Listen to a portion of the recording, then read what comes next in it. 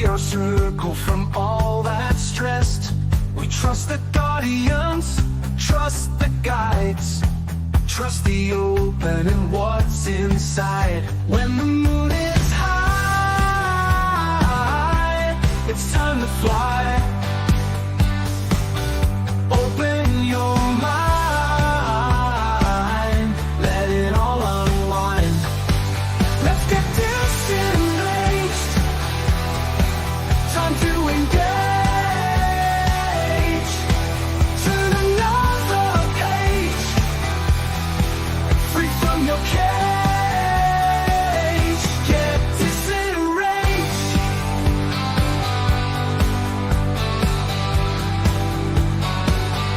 When you feel like you've had enough and the week was busy and tough, you need a break, you need some fun. You need to take time from the run. We'll blow your mind, we're just in time. Seek and ye shall find. Time to unwind, let's get disenraged. Time to engage. Turn another page, free from your cage. Get disenraged. Aliens, ghosts, spirits and shadows, spirituality, ultra reality, the Bible, the pagans, all the conspiracies, tarot, astrology, an alternate history. Open your heart to other possibilities and get disenraged. Time to engage. Turn another page, free from your cage. Get disenraged, disenraged, disenraged, disenraged, disenraged.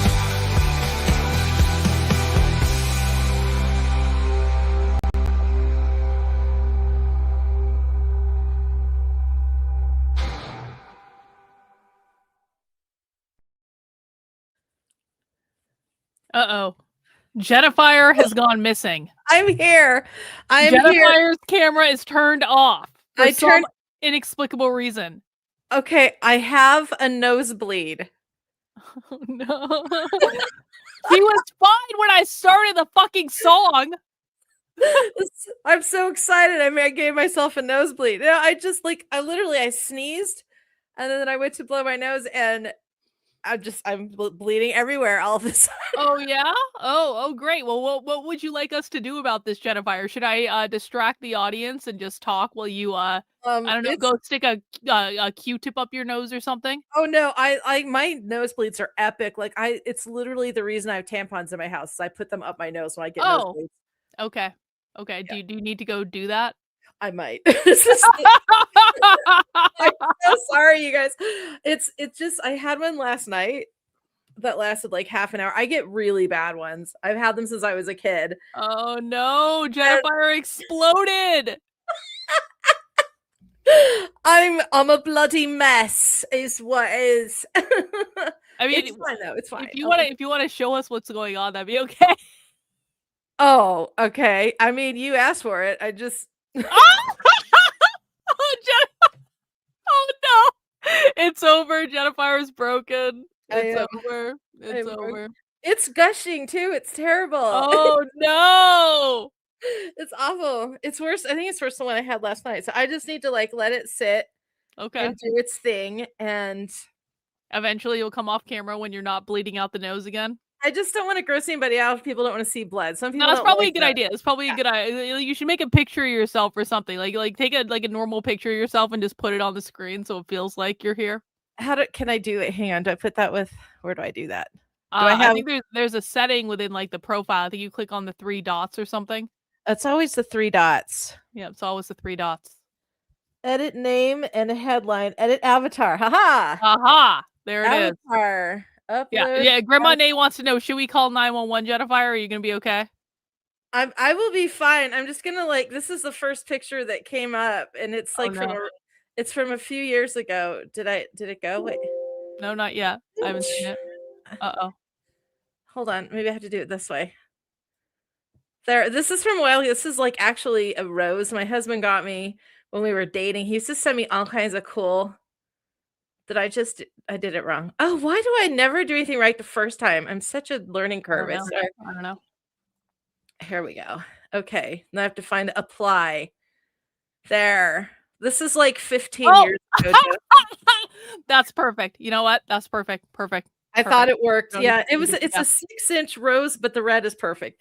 It's a 6-inch rose bloom blossom, and it grew. I could actually sit under it like a tree. It came in a vase that was 3 feet tall, 3 feet long, and the rose bloom itself was like 4 feet long. Wow. That's pretty sweet. It's really cool.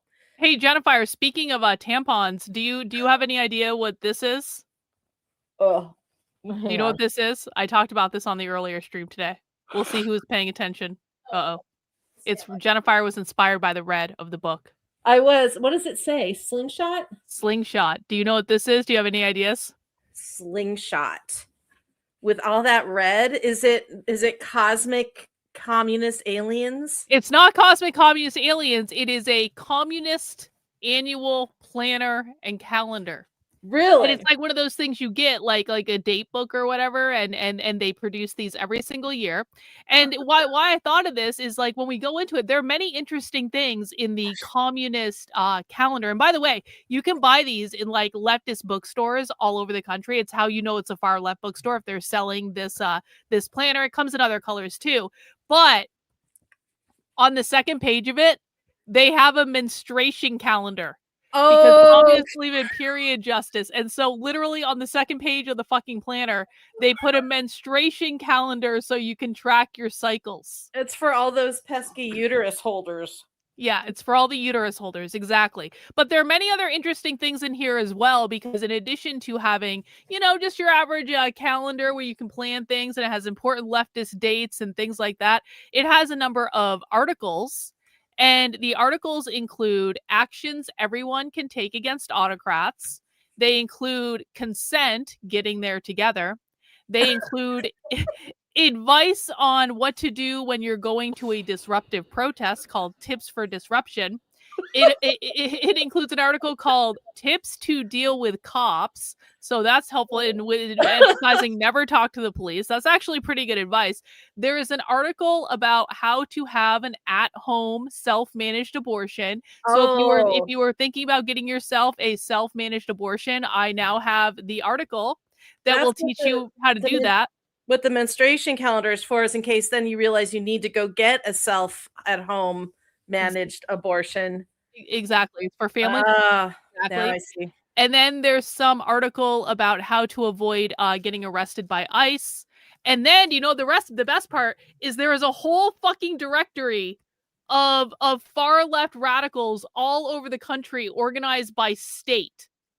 So they have every single state represented, and they also leave spaces where you can put your own list in too. It's a very considerate communist planner. There. I think You're back? It. I think okay. So. Look at that. We just had to talk about socialism. That's all we had to do. That's all we had to do. Amalek, you need the menstruation calendar. Well, we already knew that you were like a gay Jew or something like that. I had no idea you were also a uterus holder. Amalek, don't hold the uterus. Don't do that. No. All right, we're back. And we are talking about aliens tonight. Sure. Okay, I'm getting cleaned up. All right. We're having an alien night. We are. There are many species of alien. I must have had one in my brain earlier that made my nose bleed. That was I blew one out my nose too. Yeah. Blame the aliens, Jennifer. A nice excuse. Blame the aliens for the problems. The implant that they put in didn't take. The Greys are the good aliens. You gotta be mean to the Greys. Like, come on. No, there's good and bad Greys. Oh well. Oh my god. So what are we watching tonight? What video have you graced us with tonight about the alien world? Well, I have had a completely useless day, and I was looking through videos. I had a really good idea of something this morning. I couldn't find anything that I liked. And it's just been then it turned into like the dumbest day ever. And I'm like, you know what? Fuck it. Aliens are easy. They're good. We haven't talked about all the different species in detail. And this is not all of them. This is like, I think the top 9 or 10, or I forget how many, but it's the main ones that deal with Earth and the main ones that influence us, including reptilians, Greys, Archons, Arcturians, Pleiadians, all the Deans. So yeah, and what are the other ones? The Mantids. I mean, so it'll kind of, people who aren't familiar with the main species that ancient aliens and people who believe in alien visitation deal with, this is your video. It gives you a great rundown. It talks a little bit about how they interact with us. And I think we'll get a good kick out of this. I could use a laid back evening. So yeah, I love it. I'm looking forward to it. We spent 2 hours earlier, maybe even more than that, 2.5 hours analyzing an Antifa document. Oof. And I couldn't even knit. I actually had to fucking pay attention and think. I couldn't even knit for 3 hours on a stream, Jetafire. It was hell. It was torture. And I just want to knit. All I ever just wanted to do was knit, and I couldn't be allowed to do that, and it's unfair. Now it's knitting time. It's knitting time. It's knitting time. It's knitting and chill. Knitting and chill. Knitting and chill. And aliens, apparently. All right, well, let's just jump right into it, guys. Welcome to DISENRAGE. Let me put the chat on the stream. We are talking about spirituality tonight. You are allowed to, talk about it with us, but don't push any of that Christian shit. We don't want it. And just chill out and relax. And if you don't want to, be here with us talking about non-Christian stuff, don't hang out. It's really that simple. I did want to mention something because I did say that this is a little bit of housekeeping, because on Sunday night at movie night, I was mentioning that I was thinking of pulling up some Channeling Eric for tonight. Oh, yeah. She has a 2-part Charlie Kirk interview. I was wondering about that. It's awful. Why? What happened? Well, I mean, I'm not going to say it's awful. It's just, how like there's channelers we like and channelers we don't like. Yeah. This one basically closed her eyes and it sounded like a lecture and didn't take a break for like 15 solid minutes. Really? What did she say? It was very cold and very formal, and it sounded like a graduation speech. And I was like, that's not what Charlie Kirk would do. No, but I think it's her style. She did say a few things that sounded very simple. Like the second part sounded more like Charlie Kirk, like a lot warmer and friendlier, a little joking here and there. That first part though, I don't either she doesn't have Charlie Kirk or she is a very interesting different kind of medium, because it was so cold and so rigid. And like, what's her name would ask a question and the medium would say, oh, I don't want to talk about that. I refuse to talk about that. And it was like, I can't imagine him saying, and that would never be something Charlie Kirk would say. Come on. Not even like, okay, like it's a recently deceased thing, but like, yeah, that doesn't even make sense. Well, it's like she was asking, like, how have you visited your family? How are you doing? Are you going to be helping your children from the other side? And he's like, I won't talk about my children. And she's like, well, how do you feel about blah, blah, blah? And mentioning the family again, asking it a different way. And he's like, I refuse to talk about my children. And I'm like, I just don't think he'd be that much of a dick. No, I don't think he would did not come across as the warmth that we knew. And so I'm like, you know what? That left a bitter taste in my mouth. Let's not do that one. I fucking hate when that happens with that channel, because there's so much good stuff on that channel. And I would make the argument that I think that the earlier stuff on that channel is better than what she's doing now, because I just think the channelers were better back then based on what I've seen. And it's just like, there's so much good stuff. And then these shitty psychics come in, most of whom are leftists, and insert their political beliefs into it. Like if they're trying to channel Hitler or doing something cool, like imagine you have the opportunity to channel fucking Hitler on the internet for an audience and you totally fuck it up because you're a leftist. I know, come right? on. We need to find our own, like we need to double down on this idea we had to find ourselves a medium so we can channel Hitler. The thing on another thing that bothered me was that it sounded, and the first comment under the video was, this sounds pre-written, even though she sat there with her eyes closed.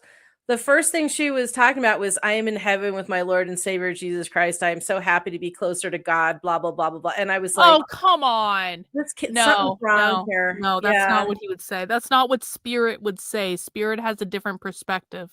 Exactly. So I don't know if I don't think she had Charlie Kirk there. I just don't think she did. But I mean, because there can be some deceivers, and I don't know. it was just very strange. But the one she did with Ozzy Osbourne was very cute. She had one of our favorite channelers for that one. So we might do that one someday. And then there was another one that I looked up. I'm trying to remember what it was now, but it was the same chick who was just closing her eyes and lecturing. And I'm like, I don't like her. She doesn't, I don't vibe there, man. Anyway, but I just wanted to do that little bit of housekeeping because I did talk about that on movie night. So now this is why we are here. How disappointing. How disappointing. Well, Amalek apparently is getting drunk and watching us. So that goes well. You better be drinking good beer. Amalek, I will shame you to no end if you are not drinking like good and acceptable beer. There's no excuse. If he's drinking like Bud Light or something like gay, I'm going to be so upset. I guess I shouldn't tell him what kind of beer I drink then, because I'm on a budget. I drink Rocky Mountain piss water over here. Listen, Jennifer, we need to have a conversation about good and affordable beer, because you can buy good beer that's affordable. It doesn't all have to be like Bud Light. Come on. No, I hate Bud Light. All right, let's get into it. We are watching about aliens. Yeah, Amalek also better not be drinking an IPA. That's also true. Yeah, that fad was... IPAs it's so 2020. Suck. Ugh.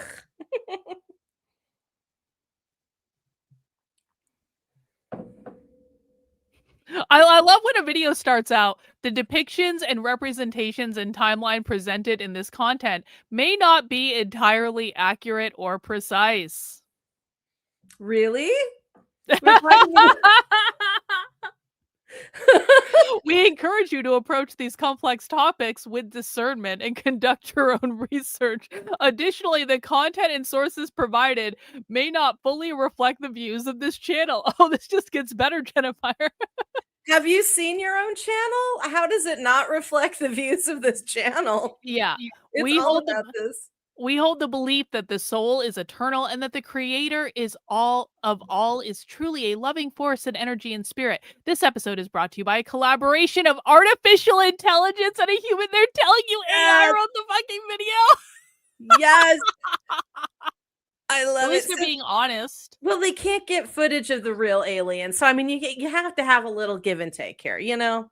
Okay. We have an Amalek beer update. This is important. Okay. Stella.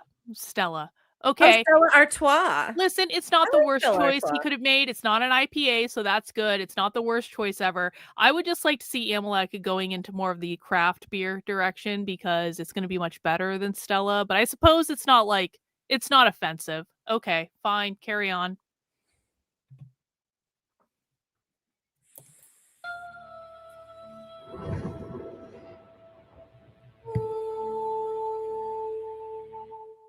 Welcome, cosmic warriors and galactic explorers, to the ultimate survival guide to the galaxy's extraterrestrial races and species known to have visited the ultimate survival guide. Earth. This is your essential field manual for navigating contact with non-human intelligences, both benevolent and hostile. Just like humans, these beings operate across a moral spectrum of good and evil, and recognizing that duality is key with every race and species. Through declassified UFO documents, spiritual transmissions, and eyewitness encounters, we uncover what they are, what they want, and how to survive what all once believed as the supernatural. To many advanced extraterrestrials, humanity is considered a young, isolated species. Wait, what are you saying? I said we could probably find a dildo for each one of these species, too. No, I don't want to do that, Jennifer. That's going to take too long. That's like 8 dildos. Just saying. I mean...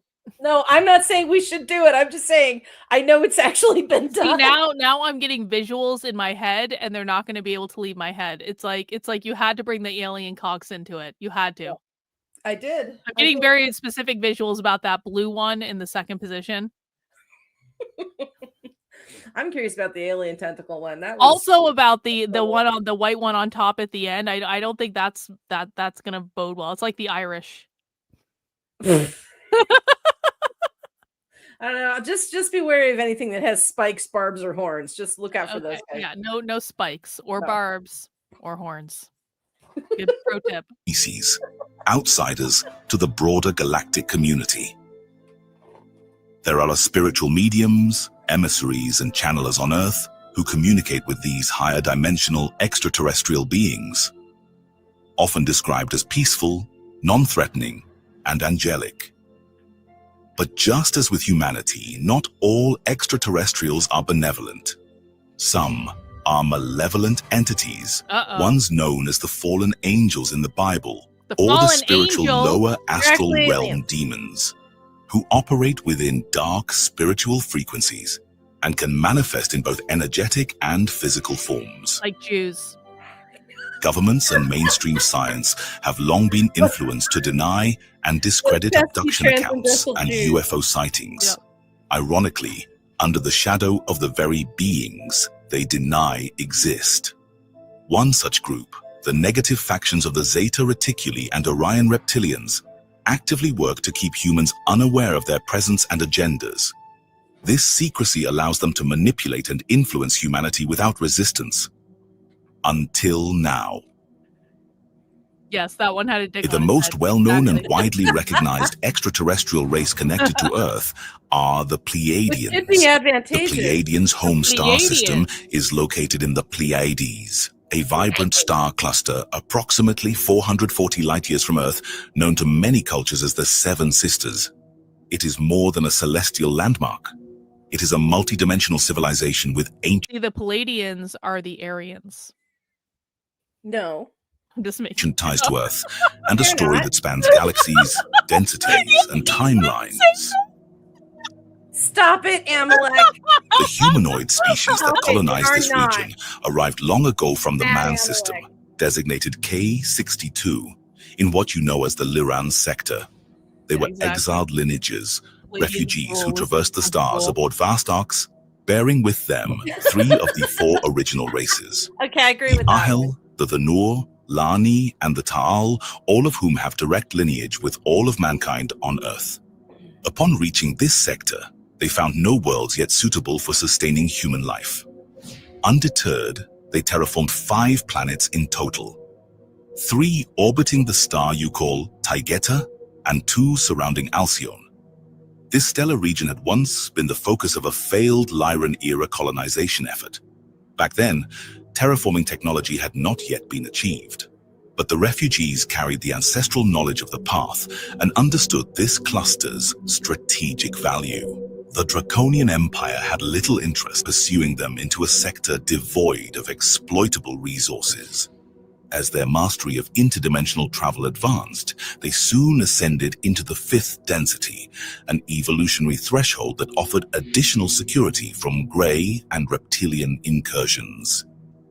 It marked the beginning of a new epoch, one built from scratch, forged in exile, yet radiant with renewed purpose. Here, in these self-made promised lands, they would give rebirth to their civilizations. No central council governs the Pleiadian worlds. Each planet maintains its own autonomous system of governance. The Ahel and Ta'al function under royal councils, while the Nor govern themselves through an assembly of elected deputies. In honor of their sacred lineage, they named this stellar refuge Manahai, meaning daughters of the mother. Home of the Wakers. Mana, the mother world of the Lyran origin, and Hai, its daughters, stars now seeded with the legacy of man. Technologically, the Pleiadians surpass Earth's current level by approximately 3,000 Earth years. They have also achieved entry into antimatter realms, which they refer to as Dal, the antiverse, a dimension of inverted polarity, reflecting the hidden architecture of creation itself. Pleiadians exist not only in 3D and 5D, but also in 6D through 13D realms. In the 9th to 13th densities, some Pleiadians have transcended physical form entirely, becoming pure light consciousness. Hang on. So Seeker wants to know, who told all these people all these things? Basically channelers. Channelers, the Thoth Emerald Tablets. If you... In the video, I don't know if you ever link your source material in the chat or anything, but it has a list of references where they gathered their information to put the video together. Cool. I'll make sure I link that. Oh no. luminous intelligences that emit harmonic frequencies and speak in geometry and vibration, flying through the universe and visiting numerous star systems. These ultra-high density beings are often perceived by humans as angels, archangels, or radiant light entities. Their presence can trigger spontaneous healing, visions, or awakenings. Many of these Pleiadians dwell in light ships or appear only during deep meditative or near-death states, merging momentarily with the energy body of the observer. These beings serve as bridges to source, guiding lower-density Pleiadians, humans, and other life forms through soul evolution, while remaining non-interventionist unless consciously invited. These ultra-evolved Pleiadians, sometimes called Aurelians or solar Pleiadians, act as watchers of timelines, ensuring balance within the Pleiadian star family and assisting the Galactic Federation of Worlds in interdimensional matters. Most 5D Pleiadians are tall 7 to 9 feet and possess pale, bluish or green skin tones. Hair ranges from platinum to dark brown, and their features mirror a blend of Nordic and Asiatic Earth lineages. See, Nordic. On Earth, their lifespan is very short unless they go underground in Hollow Earth. They are known for artistic spiritual practices, dance, ethereal music, soul-bonded lovemaking, and multi-sensory communication. Soul-bonded lovemaking. Sensual photosensitive skin, attuned to energy exchange and touch. Food and nourishment that is vegetal and cruelty-free. Not bonded, no heart, bonded. no face. Floating cities in the skies of Asha'ara, where architecture resembles glowing, futuristic temples of nature and light. Their schools guide children to discover their innate purpose, and competition is replaced by personal mastery. The Ahel emphasize emotional intelligence and spiritual beauty. The Tal focus on service, structure, and defense. The Nor on intellect and cosmic migration. Irahil and Taigeta are the heart of culture and earth connection, who played a role in Anunnaki genetic projects. Dimar, capital of the Tal, more stoic, militarized, ascetic in spirituality. Al-Karat, home of the Nor, physically larger, culturally exploratory. Dakurat, crystal planet, home of the Sakari, 9D light beings, transcended Nor, who now serve as guardians of peace. Each world maintains sovereign councils or assemblies, yet all are connected through quantum consciousness, shared purpose, and unified defense via the Galactic Federation of Worlds. Not all Pleiadians followed the light. A breakaway faction from mainly Lani and Nor succumbed to ego, power, and dominion during the Orion Wars. Siding with the reptilian Chiakar, Taichar, and Chiakar empires, they became enforcers of oppression in the Orion system. These are the fallen angels of old scripture, the dark Pleiadians who betrayed their mission and used advanced knowledge for conquest. Some of these dark factions infiltrated Earth, posing as gods, angels, or messianic figures. They passed technology to secret societies and corrupted bloodlines. Others helped engineer the rise of the Nazi regime, providing eugenic ideology and occult technology rooted in distorted star knowledge. The Nazi ones? Yeah, the dark Today, Pleiadians, their the remnants ones that are the linger in following. shadow. Some still active in covert Earth programs, others hunted by the Federation for violations of galactic law. The divide between true Pleiadians and their Orion-aligned counterparts remains a defining split in the galactic struggle for liberation. The galactic Pleiadians struggle seeded for Earth with liberation. life after the There's going destruction to of battle Maldek, somewhere. preserving souls from a lost And- Martian lineage. They influenced ancient cultures: Olmecs, Mongols, Aboriginals, Nordics, the Sia, and Mayans, often mistaken for gods or divine messengers. They left star codes, spiritual teachings, and encoded memory grids to activate No, wait, in future times, hang on. We need like to now. clarify this here. In 1950, Go ahead. Amalek was right and Amalek was wrong. Everyone's like, oh, so he was right. Yes and no, with love, with respect, my dear. But yes and no. The Pleiadians as a race were not, the Nazis did not influence the Nazis. The ones that separated from them and went to darkness are the ones who helped influence the Nazis. Well, I mean, Jennifer, I feel like that's got to be open to interpretation, though. I wouldn't say the entire Pleiadians, because most of them are focused on healing spiritual paths and karmic growth and things like that. The bad guys are not. I mean, it'd be like saying that your Antifa is all of Americans. Is Antifa? Well, no. My bigger point is I'm not sure the Nazis were bad. Oh, okay, fine. But they were definitely, they had an agenda, depending on whatever. I think there was someone playing with dark energy in that whole thing, and I think it was not Nazis. I think it was the other. I think obviously Hitler's the worst person that ever lived. I'm not trying to say anything else. Hitler is the worst person that ever lived. No less than 10 million people died in the Holocaust. Worst event in the history of humanity. He's burning in hell. All that stuff. But they did mess with the Vril. That is confirmed, and they were not good aliens. Why do you say they're not good aliens, though? Just because they were associated with Nazis? Well, because they were focused on control and power. To me, that's a negative. If you are actively seeking the subjugation of other people, that's not a good guy thing. All right. I'm not going to argue right. I don't want to have I don't want to have the discussion with Jennifer about the Nazis right now. We'll talk about that another day. I want to make it clear. I'm not giving up. I'm just saying. I'm not either way. I'm just looking at the influences that were there. I don't want to get into it, but the fact that they were working on the bell and the some different hoopy technology, I think that's a net positive. However, they weren't going to use it for good things. So it's just like a gun is just a tool. It depends on whose hands it is in and how it's going to be used. And so I think subjugation is not a good guy thing. Okay. I think it depends on who's doing the subjugating myself. Well, I mean, who doesn't like a good subjugation? See, this is that's exactly the point, Jennifer. Who doesn't like a good subjugation when it's the right person doing the subjugating? That is exactly my point. We are all be happier if we just allow. I'm just saying.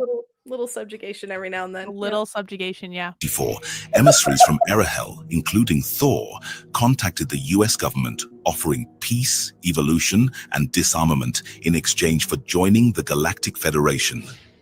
The offer was declined, and instead, Earth aligned with reptilian and fallen angel factions promising technological dominance. In the Taygeta star system, the second planet, Era, was known among the stars as the Shrine of Knowledge. It was here that the great physical archives and records of the ancient man civilization were carefully preserved, protected beneath sacred structures built to withstand time and solar winds. From Era, a journey to Terra required just 14 Taygetan hours, for travel, or a mere 4 when traveling at warp velocity. See, that looks like that city in Greece. Era is a world of balance, warm, temperate, and alive with biodiversity. Its silicate crust supported ecosystems brought over from the ancestral planet Maya. The Ahel, who had colonized Era, meticulously re-established their native biospheres, cultivating 5 climate zones across the world: tropical, tepid, temperate, glacial, and polar. As the seasons shifted, rain and snow fed emerald forests, vast valleys, crystalline coastlines, and towering mountain ranges. From the silence of space, Era shines like a jewel, turquoise blue and crowned with 7 luminous moons. Many races who become Pleiadian citizens live mainly on Era due to its cultural diversity. Their lives are steeped in the pursuit of inner peace and transcendence. Art flourished not as entertainment, but as a sacred pathway through ethereal music, ritual dance, visionary art, and the ceremonial act of love. Among the Ahil, sensuality held deeper meaning. The ceremonial act of love. Yes, I feel like there's some sort of erotic fiction book in that particular thought, like the ceremonial act of love. I wrote one. I did. You did? You did. Okay. Kind of. Well, not super, but what kind of blew my mind a little bit was I actually did write a novella called Alien Bond, and it is probably my naughtiest book. It is short read, and they evolved for pleasure. That was their I remember this book. Yeah. And when I heard, because I kind of, sometimes I'll skip through the videos to kind of see, is this something maybe we can vibe with tonight? The way these are about to be described made me go, oh my God. We're getting another alien dick story, aren't we? There's gonna be another. Already. I wrote. It's over a year old. It's like a year and a half old. I published it a year. I know. I'm saying I remember this book, but I'm saying like it's gonna inspire more alien porn. Essentially, no, I feel like the world needs more alien porn. This is your calling, apparently. I feel like I was already inspired, and I made this book because that's how they are. They're really sensitive. They're slightly psychic. They view sex as a very spiritual bonding event, that it's super sacred and special, but they also they don't mind doing it with just about anybody because it's so fun. And when what they're about to say about these aliens, I went, oh my God, that's almost exactly how my guys were in. What do you know? Okay. That's cool. Let's continue.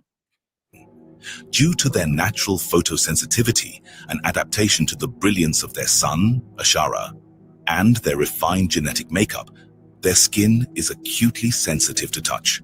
For them, intimacy is more than pleasure or reproduction. It is a spiritual technology. Love, when expressed with intention, became an act of transfiguration, a way to access higher consciousness and divine union. Today, many Pleiadians still operate through the Starseed program, incarnating into Earth bodies to awaken the planet from within. Others guide from above, through dreams, channelings, or direct encounters. If you feel a deep, unexplainable connection to the Pleiades, it may be because you have lived or are living a lifetime as a Pleiadian. This inner calling is a sign that you are a true starseed carrying the memories and energies of the stars within your soul. Within the Orion constellation, also known as Ur-Una, hosts a sprawling web of star systems governed by ancient empires, lies a galactic nexus infamous for conquest, genetic manipulation, and shadow empires. It is here, among the stars of Orion's belt and its surrounding territories, that the lineage of the beings known as the Greys begins.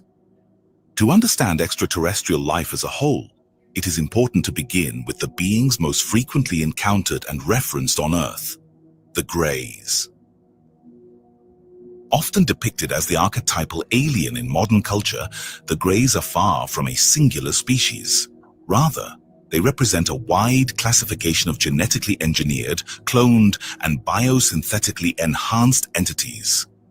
Originally created as servant races by the Chiakaha. Hang on. Can I complain about something that has nothing to do with this with this video? We're gonna go back to the aliens. I need to complain for a second, Jennifer. I need to fucking complain. Okay. I need to complain. This is like so fucking infuriating. Okay, so I retweeted this post about Nick Fuentes last night, where basically it says, when your girlfriend fangirls over the incel chud and you just gotta stand there because, like, you know, the girl is really happy and the guy is not so happy. And so I retweeted that and I said, the idea that Nick Fuentes can't get laid and that's why he hasn't had sex is actually insane. Nick is good looking, funny, rich, and famous. People joke about him looking like James Dean in the New York Times, but he is the James Dean of his generation. He could absolutely get laid if he wanted to, and anyone who says he can't is lying or coping or both. And I didn't even really think about this, and now this has 80,000 fucking views. 80,000 views. And I'm like, you know what, guys? You know what? I posted actually very important information about the terrorist cell that was planning on bombing major American cities over the past couple days. None of you have gotten that excited about this, but like, you're this excited and this pent up over Nick Fuentes' sex life. And the thing of it is like, if you read through the comments and the replies, there is a whole community of people online that is deeply, deeply committed and passionate about the fact that Nick Fuentes can't get laid ever because no woman wants him, or that he's gay or some other thing. And I'm like, I have never, ever cared about someone else's sex life so much in my life as you guys care about Nick Fuentes' sex life. Who even gives a fuck? And it's like, this is what people find important. It's like, I hate this. I hate humanity. Everyone sucks. Why? I have deeply important stuff on my timeline, and this is what people want to see. Yep. Yeah. Yeah. Just need to complain. It's so valuable, isn't it? That, yeah. Well, I think it's people who don't want to get involved in the politics of it. They just like the shenanigans. Yeah, and I mean, I think he could absolutely get laid very easily, but of course would you want to be the woman that gets subjugated by him on a daily basis? Sorry. I don't want to talk about that. I don't even want to think about Nick in that way. See, here's the thing. I don't even want to think about Nick in that way. Nick is like a little brother. Like he's not. Nick to me. Like, listen, and I don't care if Nick has sex or if he doesn't have sex. He is to me. He is like a non-sexual being. He's like a little brother. I have an actual little brother. I can't think about him having sex either. Okay. It's not about the sex, I think, and I'm just gonna say it's about his attitude to women, and like I wouldn't want to live that lifestyle. Listen, but I mean, would a bunch of ladies line up to make him a real man? Oh hell yeah! But would they want to live that lifestyle? Maybe not. I don't think Nick is gonna have a problem finding a wife when he wants one. I really, really don't. I think he would have a lot. Well, he may not have exactly the type of girl he wants, being that a virgin Catholic Italian, like whatever. But anyway, I'm just complaining about this many people being so fucking committed to talking about Nick Fuentes' sex life. Like the comments on this are like there are how many? There are over 200 fucking comments on this right now talking about this kid's sex life, and it's like literally, can you like? Can the comment just hit us now? Because if this is humanity, I don't want. It's a big deal. It's a big deal. It's not a big deal. It's the most important relationship you'll ever have in your life. It's literally it's the most important relationship for whoever Nick chooses to sleep with. Right. Who will inevitably be his wife, because he's never going to have sex with someone who's not like legally bound to him in some way, because he's that much of a mafia style control freak. Yeah. But like. It's like it's literally no one else's business. No one else cares. True. Yeah, I understand the priorities of society are borked.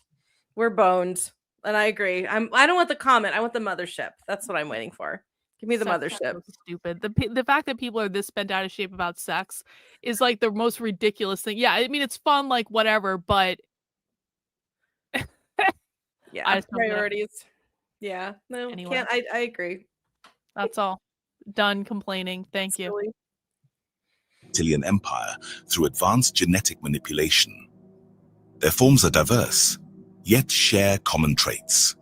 Gray, or sometimes brown skin, elongated craniums, and slender humanoid frames. Most are equipped with vertically slit reptilian eyes, often shielded by dark biometrical lenses to protect sensitive optics or to enhance visual capacity. While colloquially grouped as greys due to their skin tone and general features, this classification includes subspecies with insectoid, saurian amphibian, and even vegetal genetic components. Some bear lizard-like scales, webbed claws, or other hybrid attributes. Their diversity stems from genome modifications designed to optimize survival and functionality on various planetary environments, particularly those conquered or colonized by the Orion or Keakar empires. Many greys are not born in the traditional sense, but are mass-produced through cloning technology. These biosynthetic life forms are often embedded with cybernetic enhancements and occasionally integrated with fragments of human DNA for better compatibility with Earth's environment. While most exhibit a neutral or emotionless demeanor, their psychological profiles can vary depending on their caste, function, and factional allegiance. Importantly, not all greys are malevolent. A notable example is the Solipsi Rai, a naturally peaceful and benevolent smaller and short-statured grey species. Tragically, they were among the many grey subgroups indoctrinated and enslaved by the Orion and Siakar alliances.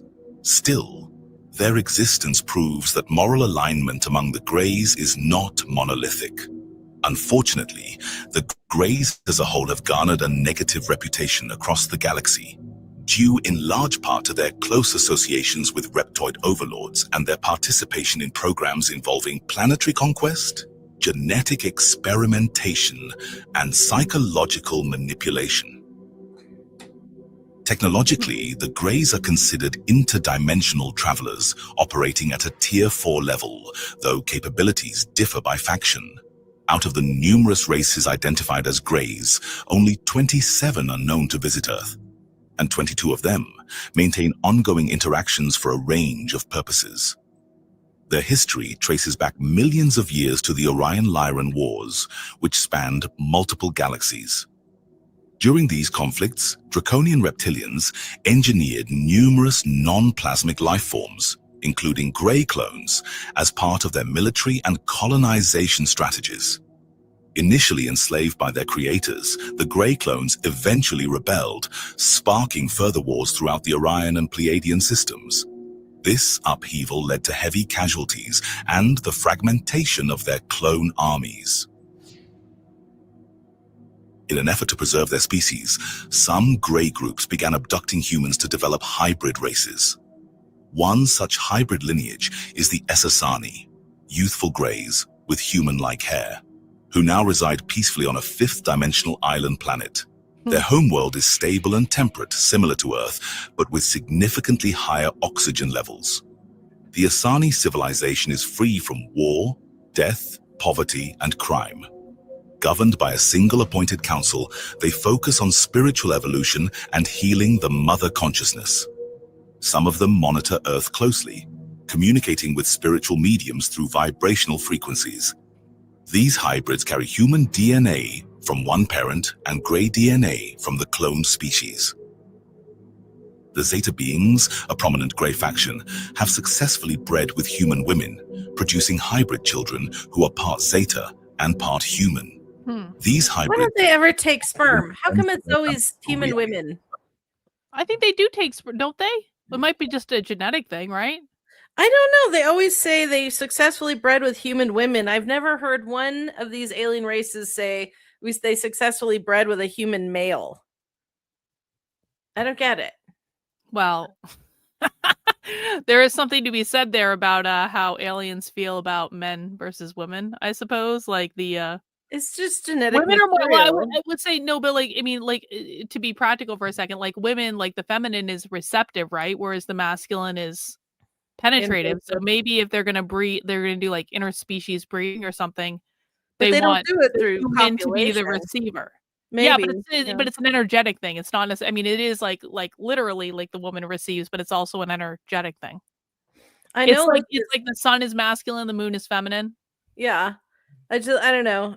That's a possibility, but I mean, I know like with the cloned Greys, they're running out of genetic material and they just splice their own DNA into an already fertilized ovum. But as far as like, I don't know, it just confuses me. Like it's always the human women. We are always getting boned by every species. I don't know if we're talking about the aliens believing in the patriarchy or something, but like this is like a good, like just on a practical level, like the woman is the host. That makes sense, I suppose.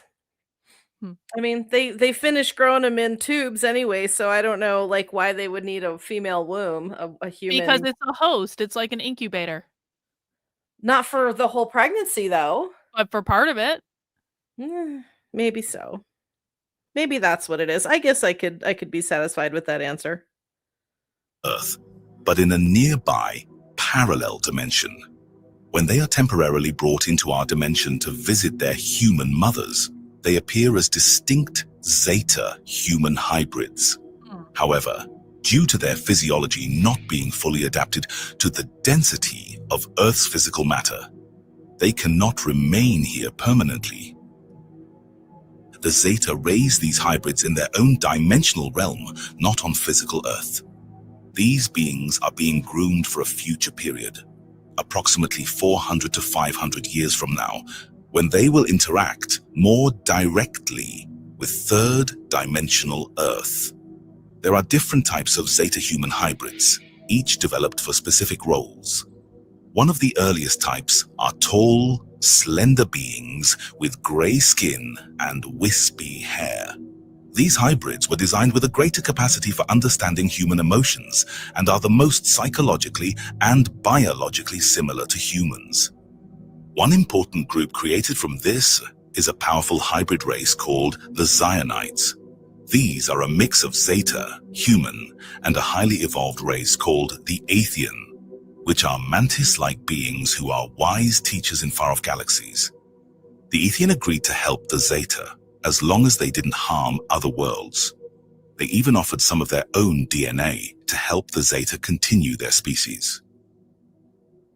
Zionites. The Zionites are considered a master race. They were made by combining the best Earth human traits with highly advanced DNA from other species. Oh no. The Zeta even took human DNA from the distant past and sent mature hybrids back in time to interact with ancient civilizations that are now lost to history. The Zionites are time travelers. Though they were created in another dimension of Earth that runs alongside ours, they have spread out across different time periods: past, present, and future. They also exist in other parts of the universe and work alongside the Athean in their home systems. Even though the Zionites are a relatively new race from our point of view, their time travel abilities make them both ancient and advanced at once. They are part of Earth's future, but also its past. Because they interacted with early humans, they are part of human ancestral lines. Distinct factions among the Greys include the Inanna species, who are said to have worked directly with the US government, the peaceful, always smiling Ark, and the genetically altered Ohu, who were enslaved by the Orion and Chakra powers.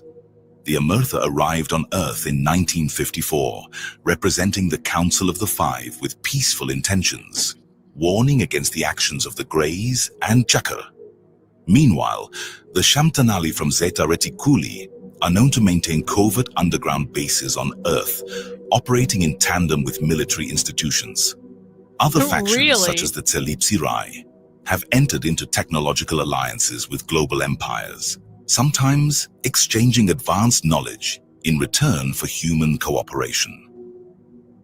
Many of these cloned Grey factions are heavily involved in abduction programs and the development of synthetic life forms. Esasani hybrids remain peaceful and educate humans, while others, like the Elmanuk from Alnea, await the awakening of humanity. These interdimensional beings implant individuals with high-frequency coding during visitations. Once implanted, typically within the skull, this energetic upgrade alters brain function and cellular structure, enhancing data reception. The encoded information enables individuals to access knowledge from the Galactic Federation and share it with others, raising vibrational awareness and activating chakras on a mass scale. Oh, yeah? Other Grey species include the Indukat from Orion, who have entered into treaties with Earth governments, and like activating chakras on a mass scale. Do you know how much that's gonna fuck some people up? Yeah, if they're not ready for it, for sure. Yeah. That's one would hope that they choose people that they feel could handle it, you know. They use a little bit of discernment. Let's hope. The Kilitokat, who are involved in abductions related to food harvesting and sexual exploitation. Due to ancient genetic interventions by the Anunnaki of Nibiru, many modern humans carry DNA traces related to various races of Greys. In some individuals, physical features such as enlarged skulls or receding hairlines and foreheads can subtly indicate this shared lineage. Hybrids possess unique alien genetics. That's why I always wear a condom, to protect my chakras. I got nothing. I got nothing. Wah, wah.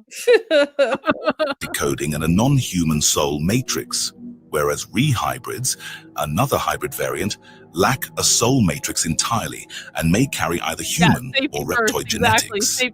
Genetic experimentation by the Chiakhar Empire has led to even greater divergence among Grey subtypes, most notably in the distinctive structure of their eyes, which serves as a key identifier.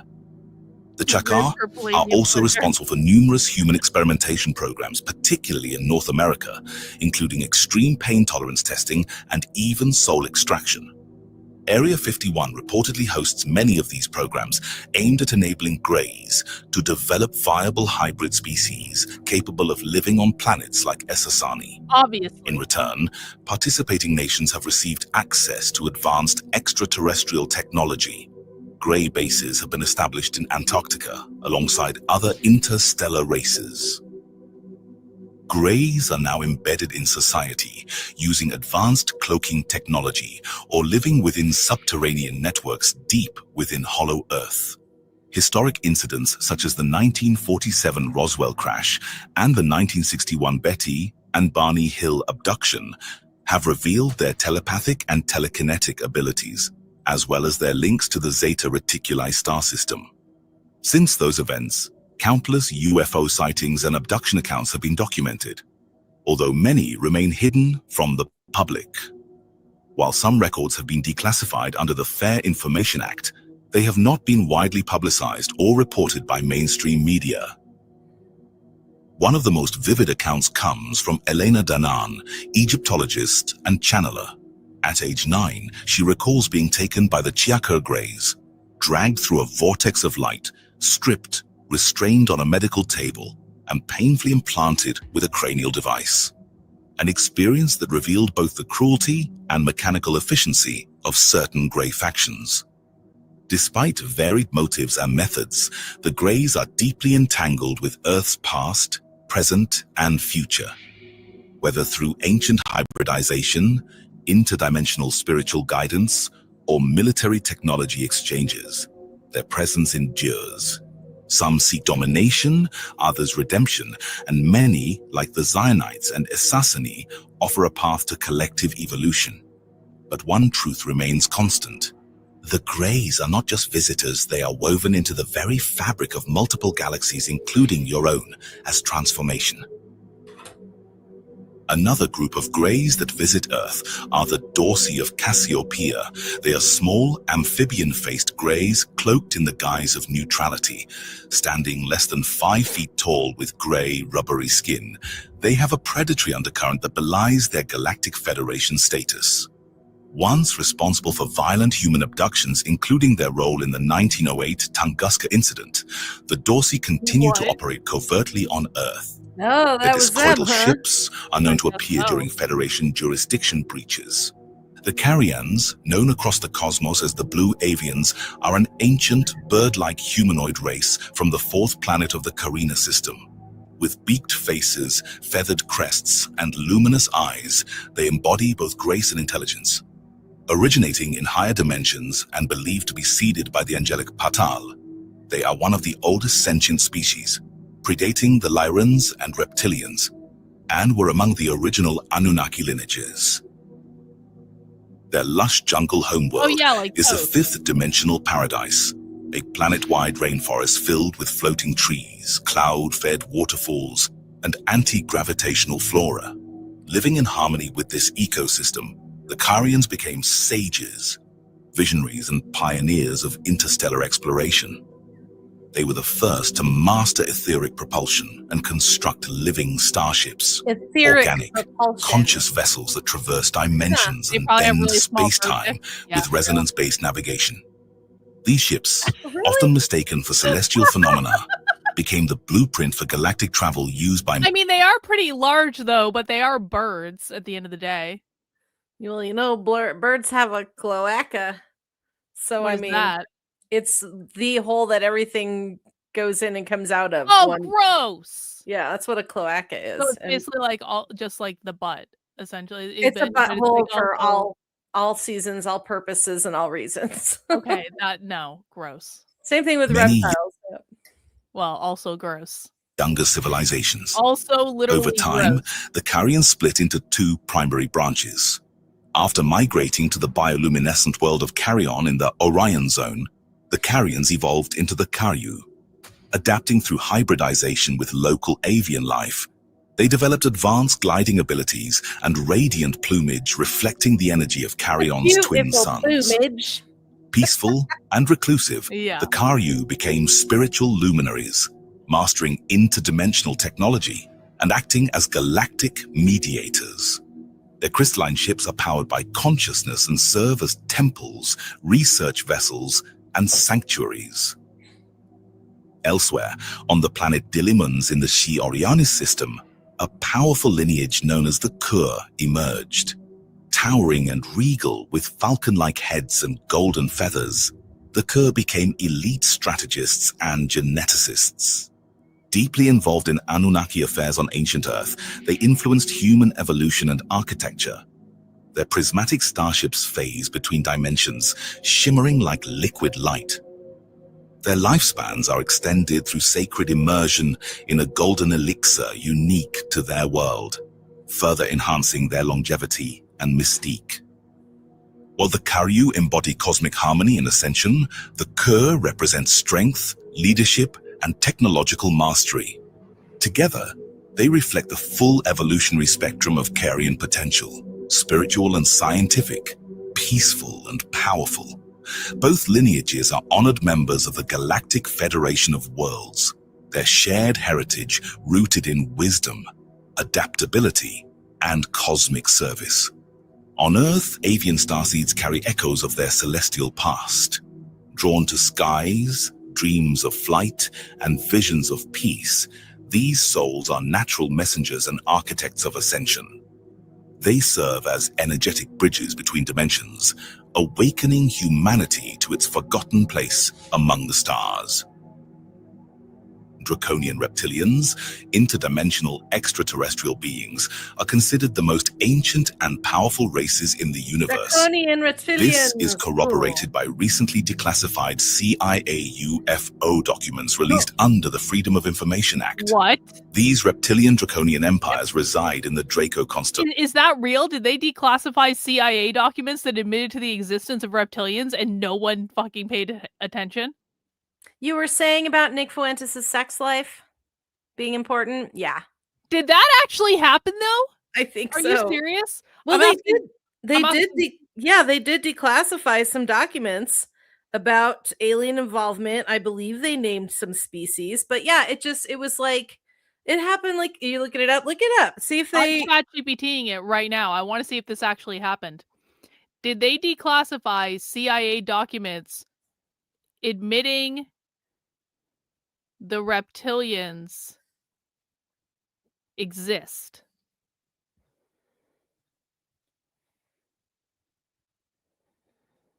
No, there are no credible declassified CIA documents admitting reptilian humanoids or the reptilians exist. Ask about other aliens. It did what was. I heard it was aliens? UFOs, specifically UFO craft, was declassified. Or that they admitted it. I don't know if it was declassified. Wait, literally no one cared. They named 5 species of aliens in these documents, and no one fucking... Are you shitting me? See? No, there's no it says that there's no documents that proved aliens exist. So either ChatGPT might be lying, or you guys are lying, or the video's lying. Someone's lying in this. ChatGPT has been known to not always tell the whole truth, or like sources info. It doesn't know if it's right or wrong. It just sources whatever popular info, and it could be misleading. I've been seeing some reports about that lately. But in terms of like alien stuff, it's hard to discern what's true and what's not, you know? But yeah, there was a big declassification or a big admission or something like, when was that? Like 2023? I mean, I remember like the alien hearings, like we watched the alien hearings on the channel, but I'm just saying but it's also like, wouldn't surprise me if this actually did exist and just no one was paying attention to it. Hey guys, aliens are real. Here's this document saying they're real. Sorry to lie to you for, years and years, decades and decades, but we're making amends. Here's the document. And everyone's like, eh. It was, I read a couple Candace Owens is more important than the alien document. Pretty much, yeah. I read some articles on it, and then there were a couple of YouTubers making fun of the fact that, yeah, aliens were real, and everybody just went, whatever. But vaccines, it was like that kind of thing. It was low-key released on a Friday night or some shit. I hate humanity. I hate everyone. I literally hate everyone. Everyone sucks. With their principal systems being Alpha, Epsilon, and Sigma. Within the Draconis star systems exist 7 ancient reptilian species, 3 of which are most known and feared, chief among them the Alpha Draconians. These beings have existed on Earth permanently for over 15,000 years, and sporadically for much longer. Archaeological discoveries in modern-day Iraq, including lizard-like statuettes radiocarbon dated to 50,000 years ago, confirm their presence. This aligns with the oral histories of the African Dogon tribe and the Aboriginal Australians. Documents also detail Saddam Hussein's discovery of a Stargate and alien weaponry adorned with winged serpent insignias, the sacred emblem of the reptilian empire. The Draconian forces have colonized over 500 planets through infiltration of government and leadership positions. What'd you find? It's not much, but so the CIA released hundreds of documents on UFO sightings and confirming that they were registered and that they did happen, that they are confirmed to be UFOs. They weren't necessarily specifying alien races, but I think what we might be getting confused here is they did confirm that there was actual bacteria found on Mars. Like they actually found little Martians. And I remember that came out a few years ago. People were like, that qualifies as alien life. But it, you know, since it wasn't a full-fledged like gray alien or something walking around, it wasn't a big deal. Well, obviously not. Obviously, if it's just like something else like that people can't like wrap their heads around. Well, I mean, if they can't figure out how to weaponize it, no one's going to care, right? Yeah. Yeah. We live in a world where people don't even care about aliens. It's mind-boggling. So lame. With a presence on thousands more. Their homeworlds include Thuban Anwa, Alpha Draconis, Typhon Janza, Sigma, and Grumium Eltanin, Epsilon. Many species like the Chukar, Nagai, and Masarek feed on both etheric energy and physical substance, particularly mammalian flesh and blood. These food sources carry low etheric frequencies, especially when charged with fear and pain, an intentional strategy by the reptilian agenda to propagate global grief, starvation, war, and despair. Central to this strategy is adrenochrome, a potent substance secreted from humans, particularly children, under extreme pain and fear. More valuable than their love of gold, adrenochrome, it sustains draconian cellular regeneration and extends their shape-shifting capabilities. The extraction often involves a needle inserted in the left eye or spine vertebra. Gross. This horrifying practice ties directly into the abduction of earthlings, especially children, trafficked by reptilian agents disguised as criminal organizations or cartels. Many never return. Large-scale abduction of females also occurs to create hybrid offspring sent to other colonized worlds or embedded within Earth's ruling elite. The master reptilian race, the Alpha Draconians, Chakar, originated in the Thuban system, 215 light years from Earth. Dumped here by a superior interdimensional race, the Tiamatian, they hail originally from Locus and Talas. Portals near the Thuban and Alwade systems served as their cosmic entry points.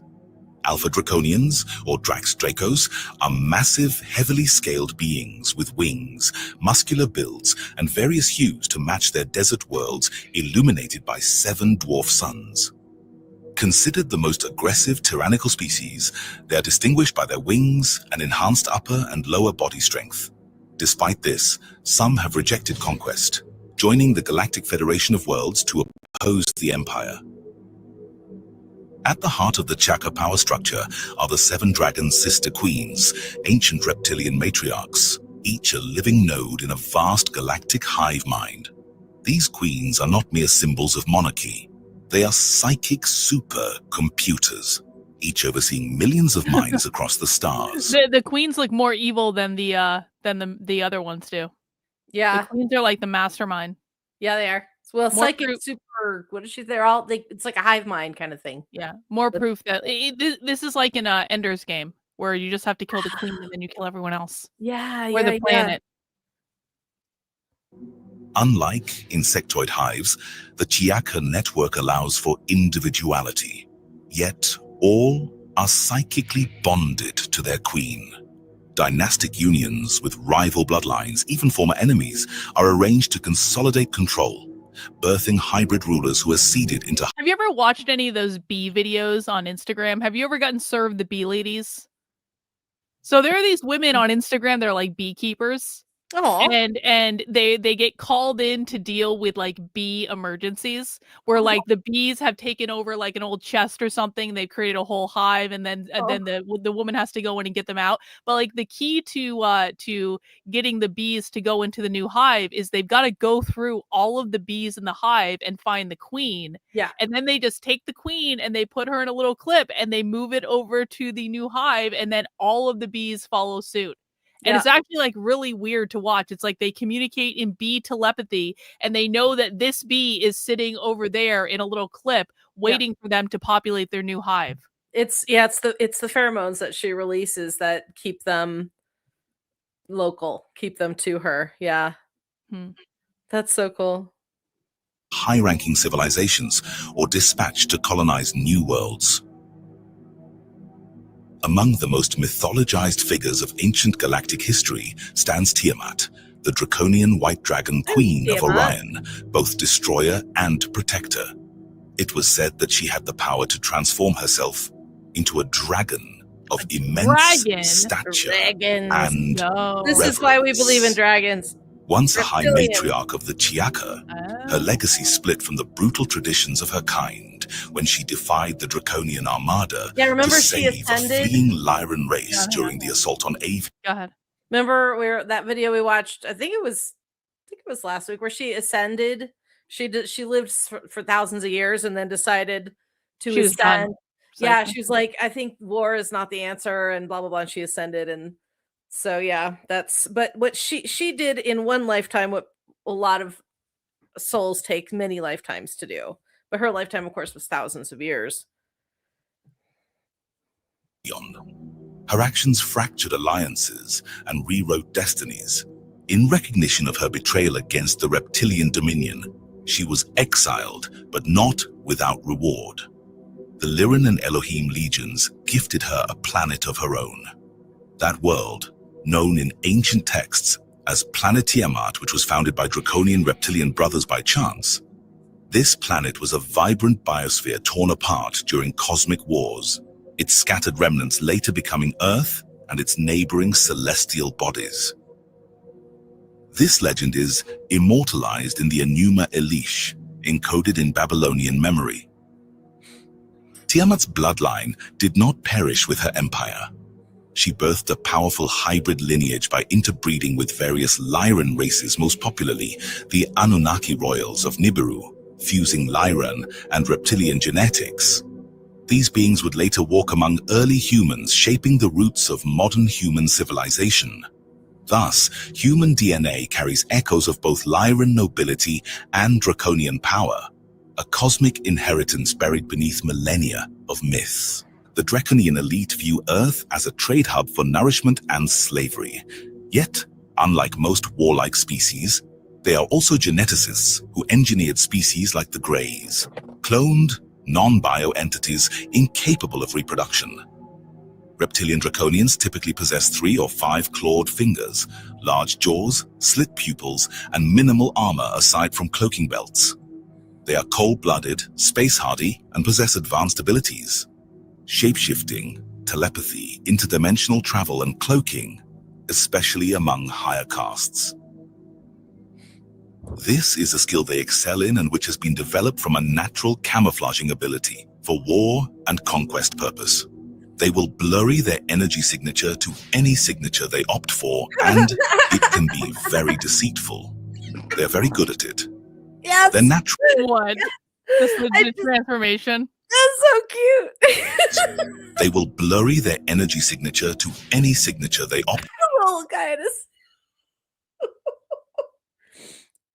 It's a handsome lizard. Yeah, Have you seen any of those videos where they claim to have caught it's Obama, Hillary Clinton, and there's a few others where they've caught their little gills flapping in their eyes?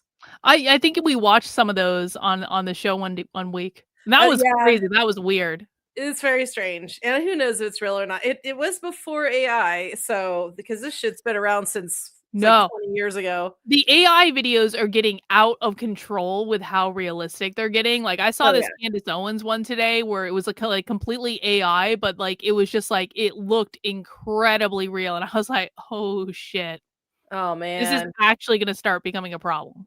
Yeah. I had a friend who sent me like a Star Wars one with the Darth Vader that when he took his helmet off in episodes 3, 4, 5, and it was the actor with the scars and the Darth Vader outfit, but without the helmet, and he was actually acting and emoting in such a way that I almost wanted to cry because it was so beautifully done. And I'm like, we are fucked. That is disturbingly good. Yikes. Yeah. And it can be very deceitful. They're very good at it. Their natural mental capacity to generate illusions is coupled with a particular technology involving temporary molecular rearrangement. Adrenochrome helps greatly with that. And visual vibratory modulation, using either a projected hypnotic or holographic field around their bodies. It is a virtual screen, or what you can call a mirage, if you prefer, which is an easy way to describe how the trajectory of light is modified and rearranged to create an illusion. And of course, they also masquerade as Telosi and Pleiadians in an effort to deceive abductees and gain their compliance. And of course also, as you know, but it is always best to remind it, not all Pleiadian or human-type visitors are reptilians involved in some type of agenda against humanity. Once you memorize these basics, it is quite obvious. Here are the main characteristics of a reptilian shapeshifter in disguise. They are taller in size than the average Caucasian man. They have usually brown hair but can mimic blonde, extraterrestrial races as well. They have narrow torso and strong, high, muscular upper legs. They have narrow eyes that need to be constantly moist. For this necessity, they possess a lateral membrane that clicks swiftly at regular intervals. In a certain angle of light, principally if you watch them from a lateral angle, you can guess their slit pupils. Watch the texture of their skin within their wrists and in their neck. This is where they have the most difficulty to hold the molecular transformation. They have strong inferior jaw. That is a structure they struggle to change, and a large smile with more teeth than it would seem normal. The shape-shifting illusion gives perfectly symmetrical faces, which may seem strangely attractive. They are expert manipulators, narcissists, and provocative for conflicts, energy drainers, and thirsty for power of any sort. This has to be written down and reminded, as much as the knowing to be visually mislead. Draconians perform these confusing shape-shiftings not only to deceive the abductees and make things easier, but also to confuse them and make of the Pleiadians and races alike a bad name, in the attempt that benevolent species lose credit and trust to the eyes of humans. Besides some useful drugs like adrenochrome aiding their molecular regeneration and stability in the process of shape-shifting, Siakar also mine monoatomic gold, with the aid of slaves, of course. This particular mineral boosts their neurosystems. Draconians are divided into Earth-based and off-world factions, with the former predating humanity by millions of years. Although they claim Earth as their origin, they merely arrived first, fighting Lyrans, Anunnaki, and Selosi for control. The Galactic Federation has since trapped Earth Draconians in the third dimension and blocked off-world Draconians from entering the system using a solar energy barrier. The Chaka, one of the first interstellar civilizations, seeded many worlds and obstructed others' advancement, seeing themselves as superior rulers. On Earth, they manipulate media, finance, and industry while breeding underground armies through hormone-enhanced egg incubation. Yuck. This tactic is exploited during Earth's window of opportunity, a brief phase before a civilization becomes interstellar. That's The where we are now. Federation cannot yet share interstellar technology with humanity, as Earth remains unfederated and in conflict. Meanwhile, Greys and reptilians delay human evolution by promoting conflict and confusion. The Draconian Empire's greatest fear is a united interstellar humanity, a threat they desperately seek to prevent. Draconian ships range from disc-shaped to immense rectangular motherships. Due to their appearance, many fleeing Draconians face discrimination in systems like Pleiades. Elena Danaan's book, We Will Never Let You Down, recounts how Thorhan, a Pleiadian emissary, described Nibiru as a haven for reptilian refugees from Orion and Sirius. Their language consists of guttural clicks and growls, hence their strong telepathic skills. Reptilians are also cultural, masters of music, arts, and sound warfare. Warriors rarely speak, instead communicating non-vocally. They refer to themselves as Koakuma, meaning individual, and call Earth Shan, while humans are Shanai. Some Chaka interdimensionally pose as public figures, using dark energy and division tactics. Draconian men are alpha warriors, competitive and elite. Their women are equally formidable, both practicing cosmic necromancy, which connects them to Source via frequencies. The Nagai Nagari, a warrior subspecies, are short, wingless, and infamous for brutal combat. The lower caste Draconians range from 4 to 12 feet tall, sometimes defeated by ancient humans, stories now told as dragon myths. They infiltrate Earth via shape-shifting and abduction. They also force human abductees and other slaves to mine monoatomic gold across Earth. The Nori, peaceful hybrid reptilians, specialize in sound and frequency tech. They carry flutes and musical instruments and are central to hybrid programs seeking advanced DNA, especially human DNA, the most unique in the cosmos due to its ancient Lyran and reptilian lineage. On Earth, they've built 800,000 underground tunnels and 2 vast subterranean cities with their own suns.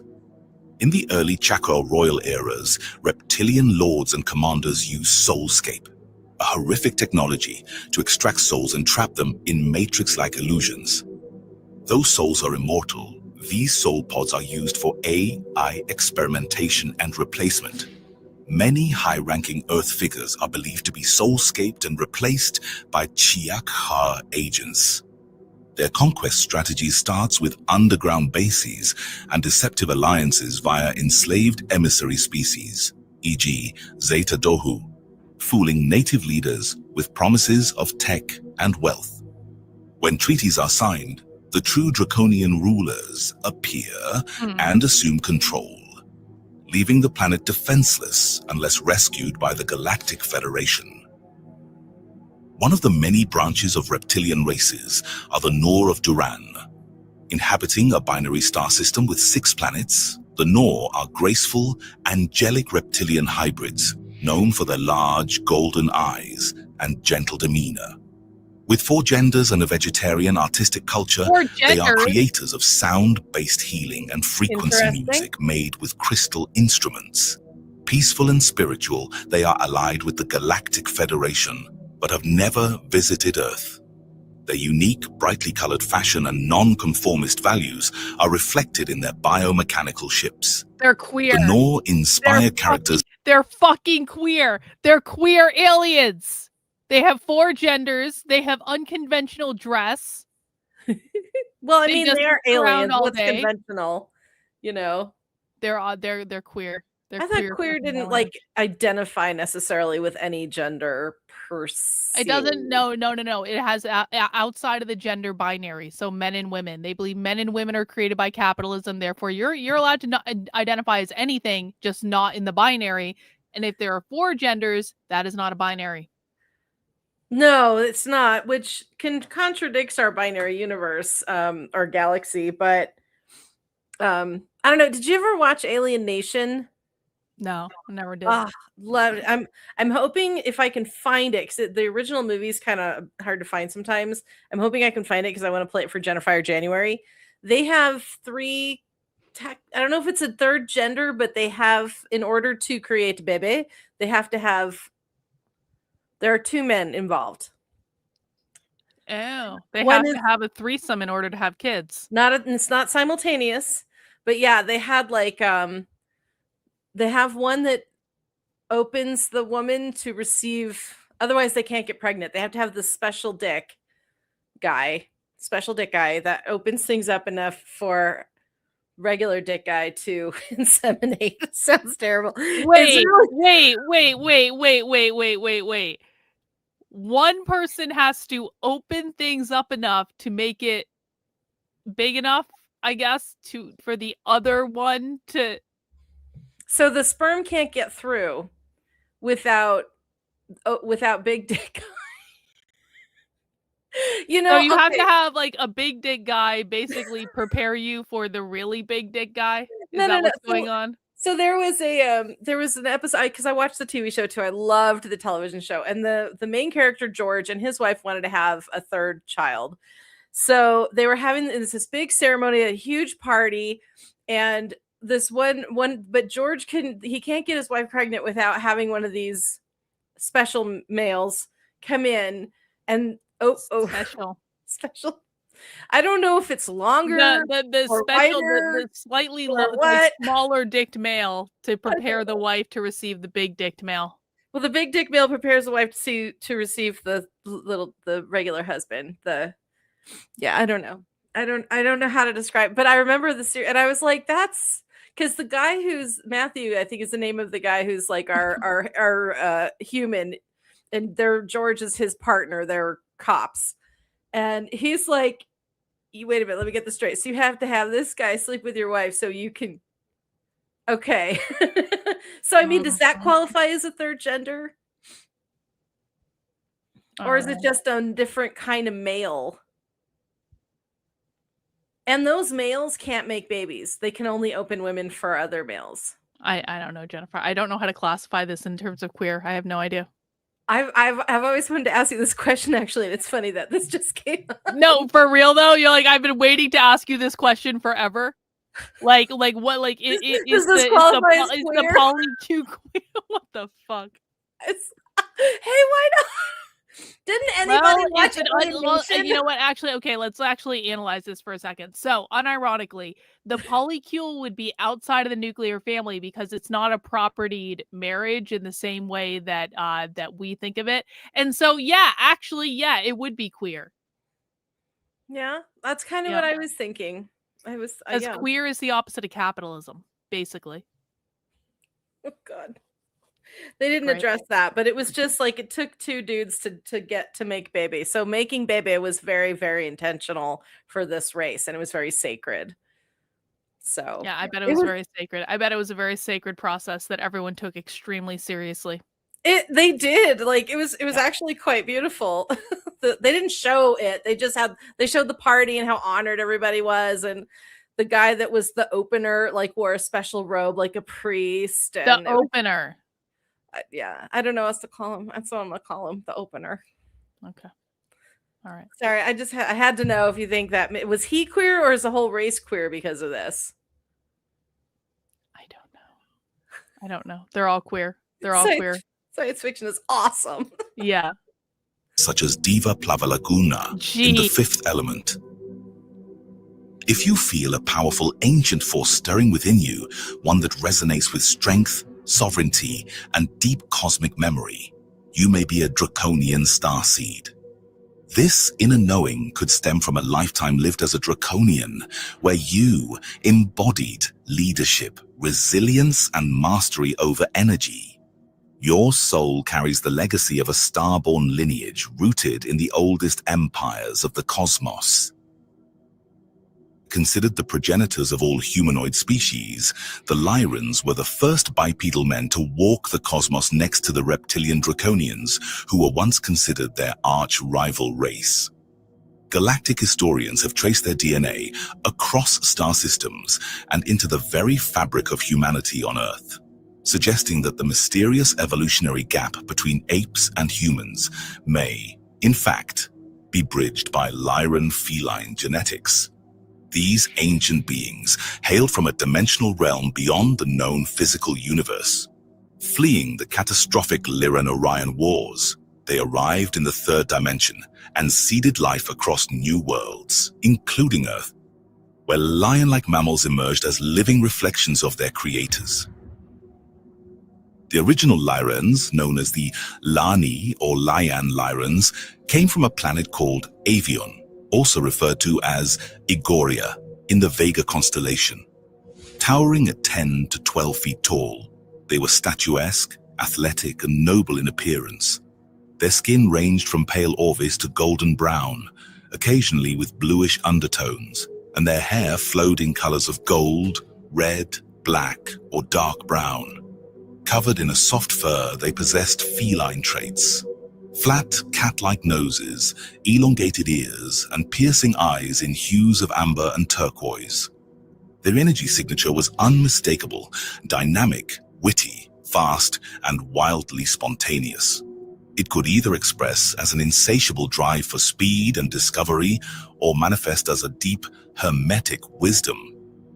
This frequency, coded into their genes, was passed down to every race that descended from them, including Earth's human population. The Lyrans were the first known humanoid civilization in the galaxy, feline-featured, majestic beings who shaped reality with their minds and tuned their civilization to the symphony of the stars. They were not a singular people, but a diverse genetic lineage made up of 4 primary types: the Pantherine, sleek and agile, with deep intuition and stealth; the Cheetaran, swift and sharp-minded, often scouts and messengers across star systems; the Leonine, noble and muscular, natural-born leaders and protectors; and the Tigran, fierce and strategic warriors known for their psychic prowess and territorial power. Is illegal. All were united by their harmony with nature, building cities not through tools, but through spiritual bioengineering, growing their habitats from living energy in tune with planetary consciousness. Their homeworld of Igoria, illuminated by the Mana star, the Mother, shimmered with golden magenta forests beneath violet skies, forming the heart of a civilization that stretched across Vega, Vulpecula, Draco, Hercules, and Cygnus.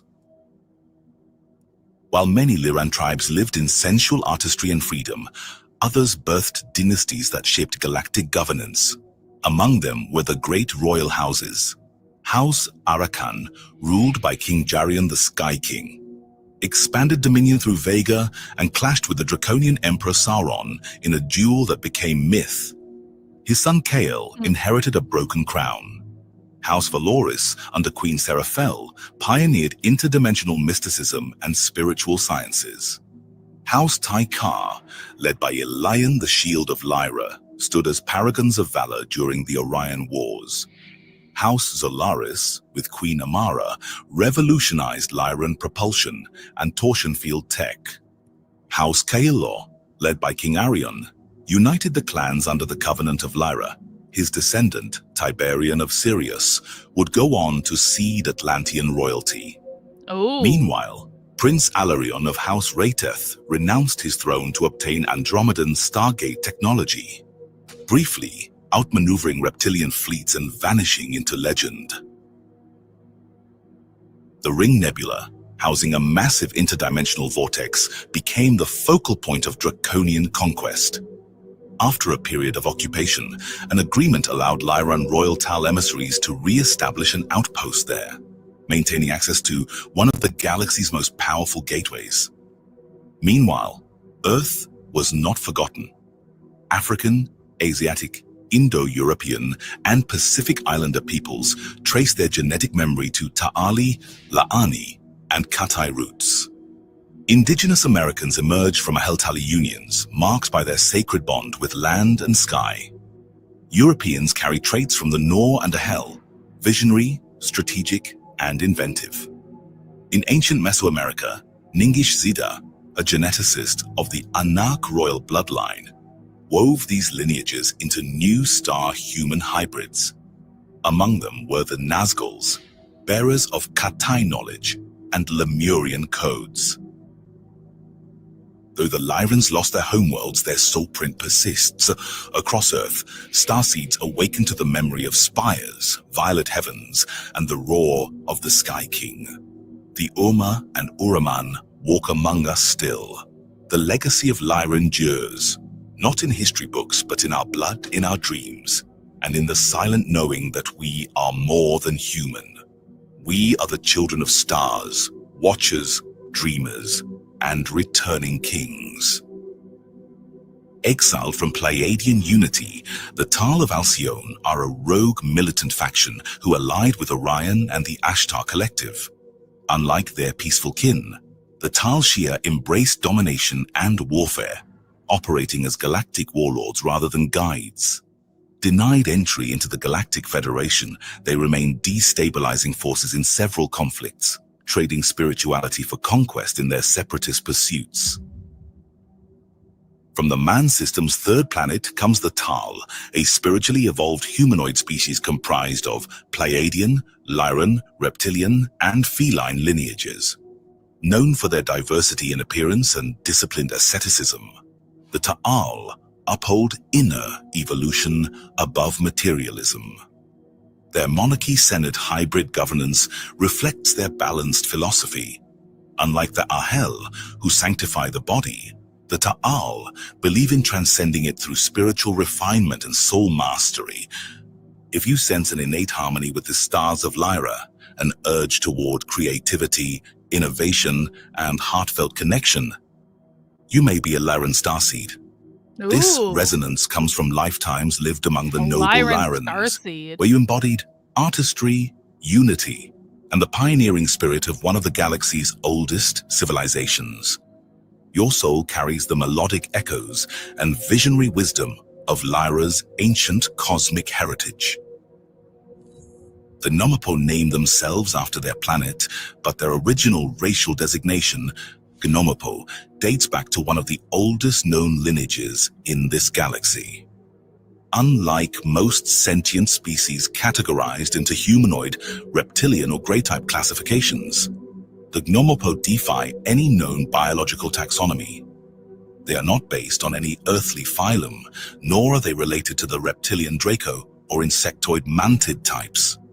Their genetic composition remains a mystery, unmatched by any species catalogued by the Galactic Federation of Worlds or even the Dark Empires. Physiologically, the Gnomopo are towering, monstrous beings, often exceeding 15 feet in height, dense chitinous exoskeletons that shimmer in obsidian hues. Their bodies resemble an advanced predatorial insectoid form. Wide thoraxes, elongated arms ending in sickle-like appendages, and a highly venomous tail capable of delivering neural toxins that paralyze both physical and etheric systems.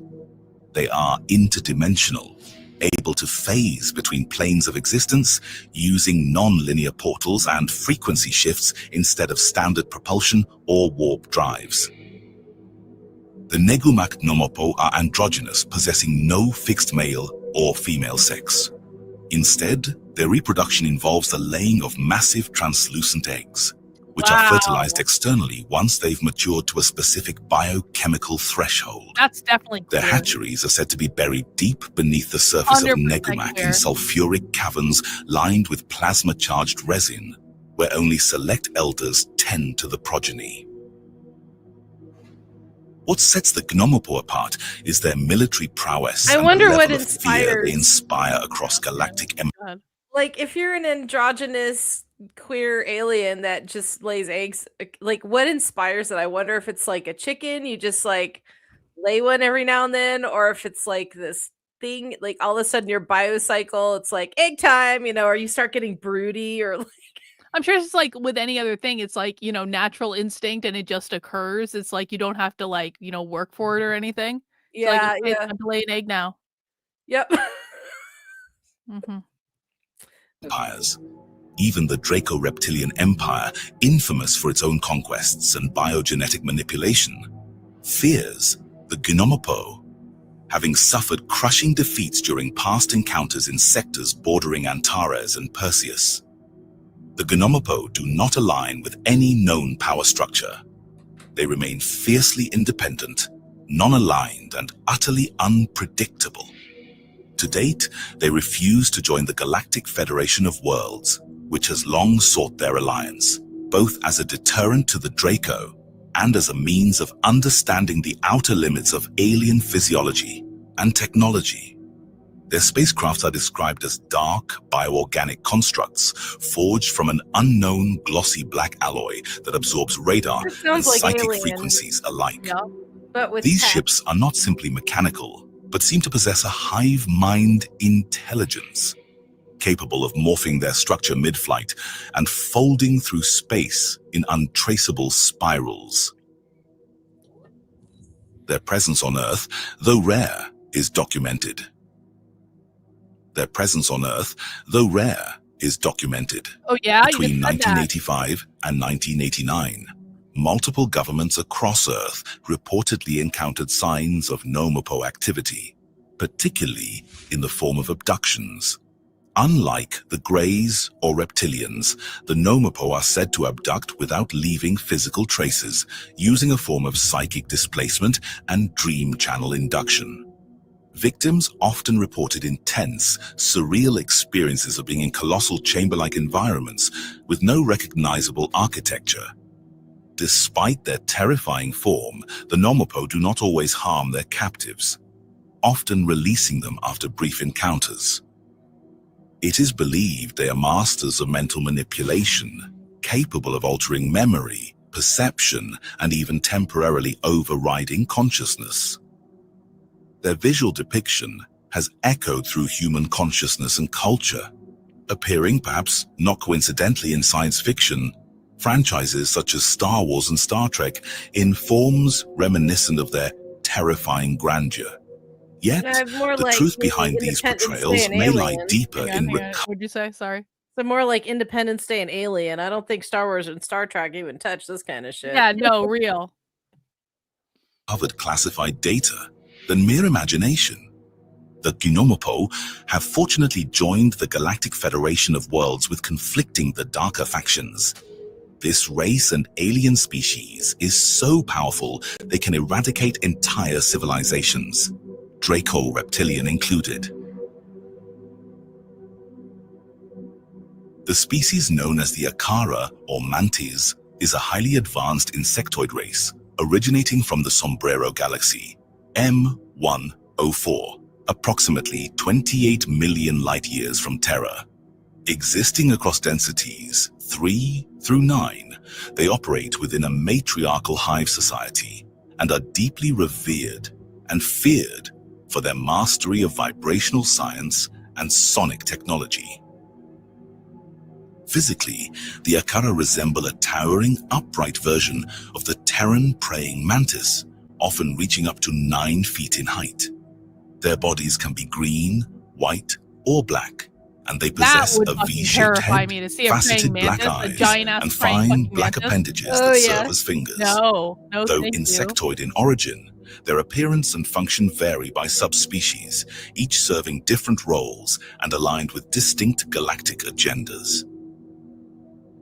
Though unified in purpose and origin, the Akara diverge into distinct subspecies, each adapted to unique roles and levels of cosmic alignment. Their physical forms, affiliations, and ethical inclinations vary based on density and function. Political status across the galaxy. Green Akara represent the lowest density caste and are often enslaved by the Orion Empire and Grey collectives. Slender and utilitarian in appearance, they possess 2 thin legs, a tubular abdomen, insectoid wings, and yellow slit-pupiled eyes. Functioning as bioengineers and technical workers, they are deeply logical and emotionless, carrying out hybridization and cloning programs with methodical precision and without resistance. White Akara are more advanced and structurally complex. Standing taller, they bear 3 pairs of sharp limbs, elongated ringed necks, and flat, disc-like heads. Their black, faceted eyes and mandibles grant them a fearsome, otherworldly presence. Enslaved by the Exrog Shampahali of Zeta Reticuli and the Orion Alliance, they conduct high-level interspecies genetic research, often tied to consciousness suppression and neurological programming. Black Akara, or tall blacks, are the most evolved caste, sovereign and independent. Encased in a sleek black exoskeleton with additional limb joints and occasional humanoid features, they exhibit signs of hybrid integration. Their eyes, ranging from gold to glowing red, reflect heightened awareness and intelligence. Unlike their brethren, they do not serve Orion or Grey agendas. Instead, many operate as neutral or benevolent scientists, some aligned with the Galactic Federation of Worlds, with a mission to support Earth's consciousness, awakening, and protect genetic integrity. I like the antennae. Collectively, the Akara embody a vast spectrum, from enslaved workers to enlightened researchers. The small mantis-like beings occasionally seen on Earth are believed to be their genetically engineered seed line, anchoring their presence within the Terran ecosystem. The next alien species we know of are the Arcturians, who are of all of the species believed to inhabit the Milky Way in the 11th dimension. The Arcturians are the most ancient, angelic, and wisest of species. Their race was the first system to be given the gift of life in our galaxy by the Creator, and all of the other species, ours included, may have descended from them. They've mutated and evolved over their time, and now exist in many forms. The main race of Arcturians stands to about 5-6 feet, with beautiful blue skin and large eyes that can see right through you and have a humanoid slim body. Arcturians are often associated with higher vibrational frequencies. It is believed that their energies are aligned with the idea of ascension, helping individuals raise their consciousness to higher level dimensions. Since we are in the 3rd dimension, they are in the 11th dimension, which is an angelic, immortal, peaceful dimension. Their planet is lush with green landscapes, oceans, and advanced technology, with a focus on harmonious living. Arcturians are said to possess advanced technology, including spacecraft capable of interstellar and time travel. They are believed to have a profound understanding of energy, the universe, and healing, using techniques such as energy healing and vibrational medicine. They are often depicted as advocates of peace and enlightenment and are seen as spiritually advanced beings of war and power. Communication with Arcturians is said to occur primarily through telepathy, a form of direct mind-to-mind communication. This telepathic ability is considered a hallmark of their advanced consciousness.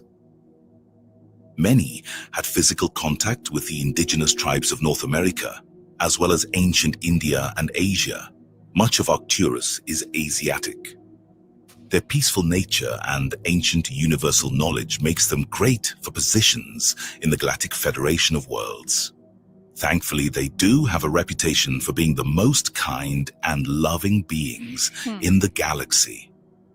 If you feel drawn to deep inner stillness, healing energies, and higher dimensional wisdom, you may be an Arcturian starseed. This inner resonance reflects lifetimes spent among the Arcturians, masters of frequency, sacred geometry, and spiritual technology. Your soul carries the light codes of transformation and guardianship, rooted in Arcturus's mission to guide consciousness toward evolution, balance, and ascension. The Andromedans of Andara. In the Andromeda Galaxy's Zenitha system lies Andara, a breathtaking world where nature and technology exist in perfect balance. Home to the Andromedans, humanoid, large cranium, 5th-dimensional beings of peace and wisdom. This civilization evolved through harmony with their living planet and a guiding ethos called Kyra Zeth, meaning balance through unity. Descended from ancient Lyran explorers, the Zeni of Andara adapted their genetics to new conditions and developed a society of spiritual warriors and scientists, with lifespans reaching 1,800 years. They founded the Andromedan Council and Xenatan Alliance, uniting over 140 species.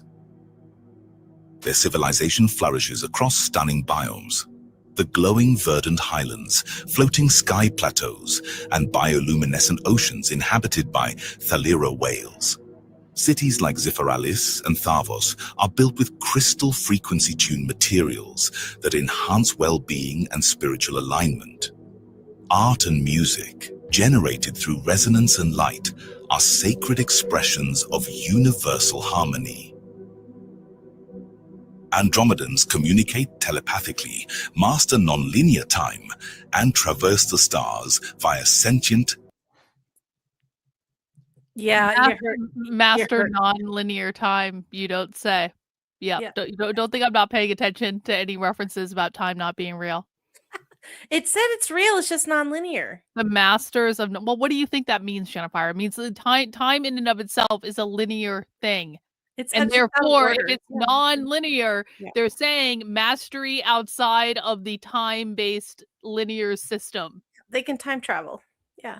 Well, because time's not real. Exactly. Thank you for proving my point. Thank you. Let's move on. I did not prove it. I didn't prove shit, lady. Zero-point powered starships. These vessels, like the Selenithor, serve as research labs, sanctuaries, and diplomatic emissaries.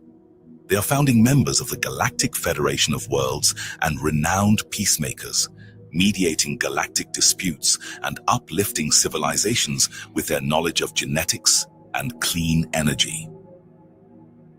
Nikola Tesla, believed to be an Andromedan starseed, received visions through Andoran luminaries spires. His breakthroughs in wireless energy echoed their teachings, subtly guiding Earth's technological evolution. At the core of Andromedan life is cosmic resonance, the belief that all actions ripple across dimensions. Through sacred trees, crystalline chambers, and interdimensional meditation, if you feel a profound yearning for freedom, truth, and cosmic exploration, you may be an Andromedan starseed. This inner calling reflects lifetimes spent among the Andromedans, beings of higher dimensional wisdom, peace, and interstellar diplomacy. Your soul carries the frequencies of unity and expansion, guided by a deep mission to awaken humanity, challenge control systems, and restore harmony between technology and spirit. The Sirius star system, located 8.6 light-years from Earth, is far more than the brightest light in our night sky. It is a multi-dimensional gateway and cradle of some of the most influential galactic bloodlines. Comprised of Sirius A and its white dwarf companion, Sirius B, Thula. This binary system is deeply woven into Earth's mythologies, from the ancient Egyptians and Dogon to Vedic and Aboriginal lore, the Great Pyramid of Giza, and sacred texts around the world echo its importance as both a cosmic clock and a spiritual transmitter. Sirius is not bound to the 3D realm. It spans into the 4th, 5th, and 6th dimensions. It is a galactic broadcasting hub, sending light codes, DNA activations, and cosmic memory across space. Within it reside the Anunnaki, plasmic luminous light beings descended from the Lyran Emerald Order, and the Nomos, aquatic quantum engineers revered by the Dogon and remembered in ancient Sumer as divine sages. Long before recorded time, melanated Africanic Asiatic Syrian beings, dark blue to obsidian in tone and spanning many racial forms, traveled to Earth. Among them were early Lyran Ta'ali hybrids, who had adapted to Sirius A's harsh UV light, evolving into tall, feline-featured beings of great spiritual and technological mastery. Their legacy birthed the Anunnaki Nibiruans, a hybrid humanoid reptilian race from Nibiru, a terrestrial-like planet orbiting a brown star named Imaru in a parallel dimension near Orion. Through an alliance of Syrian kings and Orion queens, the Anunnaki emerged as genetic architects, galactic royals, and planetary engineers. In the star system B, more races are various skin tones and features of various diverse races of African and Asian due to these intermixings. On Earth, the Anunnaki of Nibiru were the birth givers, engineers, and founders of the first advanced civilizations, including the black-headed Anu peoples, the Dogon of Mali, the Sumerians of Mesopotamia, the Olmecs of Mesoamerica, the Dravidian Vedic Hindu peoples, the Aboriginal Australians, and the Khoisans of southern Africa. Each of these cultures preserved knowledge of star beings, sacred technologies, and cosmic law brought by their Syrian ancestors. These Anunnaki, tall, large cranium, muscular, cold-blooded humanoids of royal blue, pale white, or deep black skin, excelled in DNA manipulation, often engineering servant species for planetary control. Yet they also seeded biodiversity, awakened latent star codes, and introduced architecture, agriculture, and astronomy.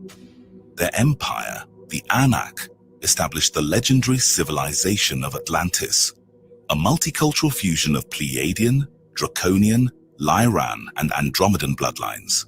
From this crucible rose the Omega Centaurians, towering demigods remembered as gods, pharaohs, sages, and celestial kings across Earth's ancient world.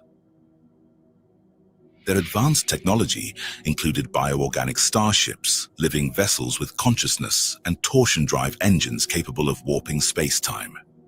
Pyramid-shaped craft served as stabilizers for Earth's grids, and sacred weapons like the Nandaka blade, forged from exotic matter, were wielded only by Emerald Order initiates. Though their legacy is dual, creators and conquerors, liberators and tyrants, their return marks the reactivation of humanity's galactic heritage. As Nibiru nears its orbit once more, the story of Sirius and the Anunnaki continues to awaken the ancient memory in Earth's bloodlines, especially among melanated Sirius A and B starseeds, whose soul origins trace back to the very stars that birthed civilization. If you feel a deep connection to the stars, the sea, sacred symbols, or ancient civilizations, you may be a Sirian starseed. Your soul carries the codes of royalty, remembrance, and sacred responsibility. You're here not just to awaken, but to restore. Other Sirius races include the Nomos are amphibious beings from Sirius B. The Nomos fled the Orion Alliance and settled on Xylanthia, a water world orbiting the Ashkaru system's dark dwarf star, Emeria. Bathed in light from 3 stars, their oceanic civilization thrives in bioluminescent marine cities. Towering 7 to 10 feet tall, their iridescent semi-translucent skin and melodic speech define their alien grace. Revered by the Dogon and linked to Atlantis and mermaid myths, they seeded Earth's dolphins and continue to protect ancient Atlantean knowledge from beneath the sea. The last and most powerful extraterrestrial races is a race that exists in the 3rd dimension. They are called Terrans. They live on a planet currently called Earth, but it is widely known as Terra in the... Why are we calling Terrans literally from Terra, which is Earth, extraterrestrials? That's a good question. That's a good question. Are they trying to make the point that we're all aliens? Well, I think that was what we've been learning for a while, is that, like we're just another species of alien. A lot of other aliens have been working with us genetically, and our souls are from different places, or can be. But primarily we are Homo sapiens sapien, which is Terran. That is the Terran race. But yeah, we've been fucked with. But still, I'm like, I'm because I did see a little snip of this as I was skimming through this video, and I'm like, okay, what's going on here? It's an interesting way to make the point, I suppose. Like you thought you weren't aliens. No, you are. You're just a different species of alien. I just think that at that point, alien is a misnomer. It's like, it's just if he said another intergalactic species, I would have been like, I can go with that. But to call us aliens is like, we literally use the word alien to refer to things not from here. Exactly. Well, whatever. Let's just roll with it. Fifth dimension. Modern-day humans are referred to throughout the universe as Terrans or Earthlings, and they are one of the most paradoxical and closely observed species in the known multiverse. Though physically young in terms of galactic civilizations, their spiritual essence is ancient, fragmented, and seeded across countless star systems. The Terran genome is a genetic mosaic, bearing imprints from a multitude of extraterrestrial lineages, including Lyran, Pleiadian, Sirius A and B, Andromeda, Orion, and Arcturus. The Zionites, a triracial race of greys, time-traveled and contributed to this genetic creation to the proto-human race. They helped and assisted the Guardian races to create a people who was called the Turanusium, essentially pre-humans that existed here on Earth. Around 560 million years ago, their bodies were formed by combining ape-like life forms native to Tara with advanced genetics from other planets and dimensions. Tara served as a nursery where these new humans could grow, develop, and one day become guardians of Tara's life. They were also meant to interact freely with other civilizations in space and different dimensions. For a while, this plan worked well. The Earth humans grew in wisdom and power. But eventually, things started to go wrong. The Turanusium began to mate with native animal-like species, which weakened their DNA. Over time, their ability to hold higher intelligence declined, and they started behaving more like primitive creatures. So true. Some of the Turanusium left Tara to join their star relatives, while others stayed behind. As their DNA mixed with lower life forms, the species split into different variations. Wait, did this video say that humans were more pure and then they started fucking like monkeys? And they started mating with lower life forms, and that's what happened? It did sound that way, but is that literally the argument being made here? Is that we used to be pure and spiritual beings with a higher level of knowledge, and then we decided it would be a good idea to fuck a monkey? Don't fuck the monkeys. Don't fuck a monkey. I cannot fucking wait to tell Amalek this. I he went to bed or something because he was drunk, but like I cannot fucking wait. Hey Amalek, do you know what the big punchline to that video was? Human beings were perfect until we decided to fuck monkeys, and then we de-evolved. Well, there's lots of sheep shagging jokes and shit like that around too, so he's gonna love this. He's gonna love this. His perfect Aryan race. Well, not everybody fucked a monkey. I mean, that wasn't like it might have just been a fad for a few, like just like a few teenagers who were like, we're bored, we're high, let's go fuck a monkey. I mean, I don't know. I don't think it was a normal.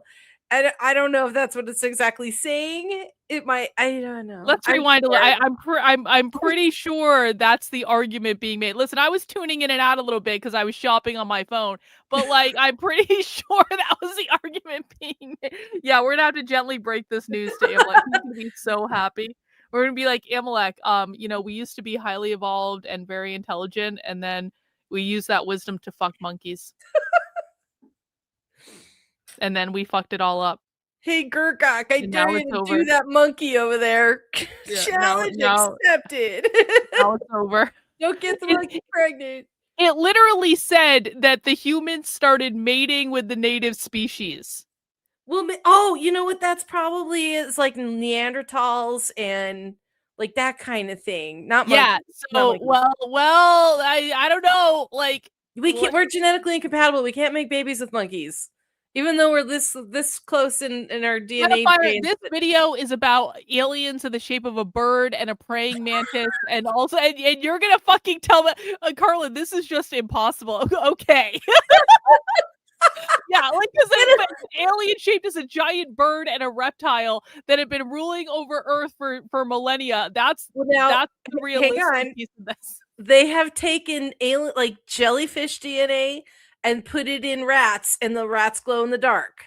That didn't mean a rat fucked a jellyfish and made a glow in the dark rat. That was in a lab. So in labs, they can mess with DNA and stuff. I'm pretty sure it said mating with the native thing. Let's just listen to the video. Let's listen to the video. Hang on. genetic creation to the proto-human race, they helped and assisted the guardian races to create a people who was called the Tyrannusium, essentially pre-humans that existed here on Earth. Around 560 million years ago, their bodies were formed by combining ape-like life forms native to Tara with advanced genetics from other planets and dimensions. Tara served as a nursery where these new humans could grow, develop, and one day become guardians of Tara's life. They were also meant to interact freely with other civilizations in space and different dimensions. For a while, this plan worked well. The Earth humans grew in wisdom and power. But eventually, things started to go wrong. The Tyrannusium began to mate with native animal-like species, which weakened their DNA. See, they began to mate with native animal-like species. They are literally fucking saying that we started fucking the monkeys. Well, or the Neanderthals. And we fucked up the DNA when we started fucking the monkeys. I was right. What the fuck? Screwed up the whole bloodline. Yeah, everything, it's over. Everything makes, you know what? Everything makes so much more sense now. This is actually very clarifying about the position that we find ourselves in. It's all clear to me now. Yeah, it's all coming together.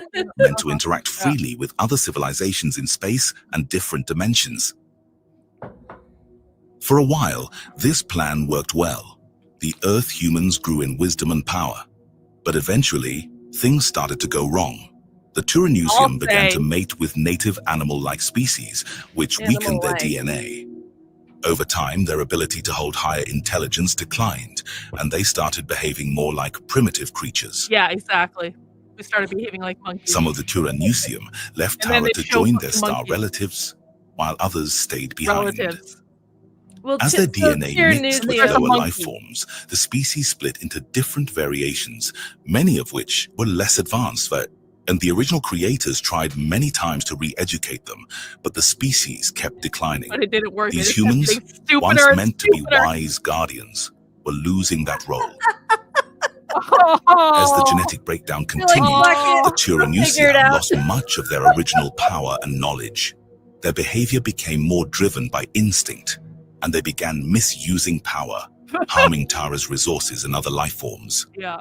After thousands of years of trying to help, the creators finally allowed the species to follow its own course, which almost led to its extinction about 550 million years ago.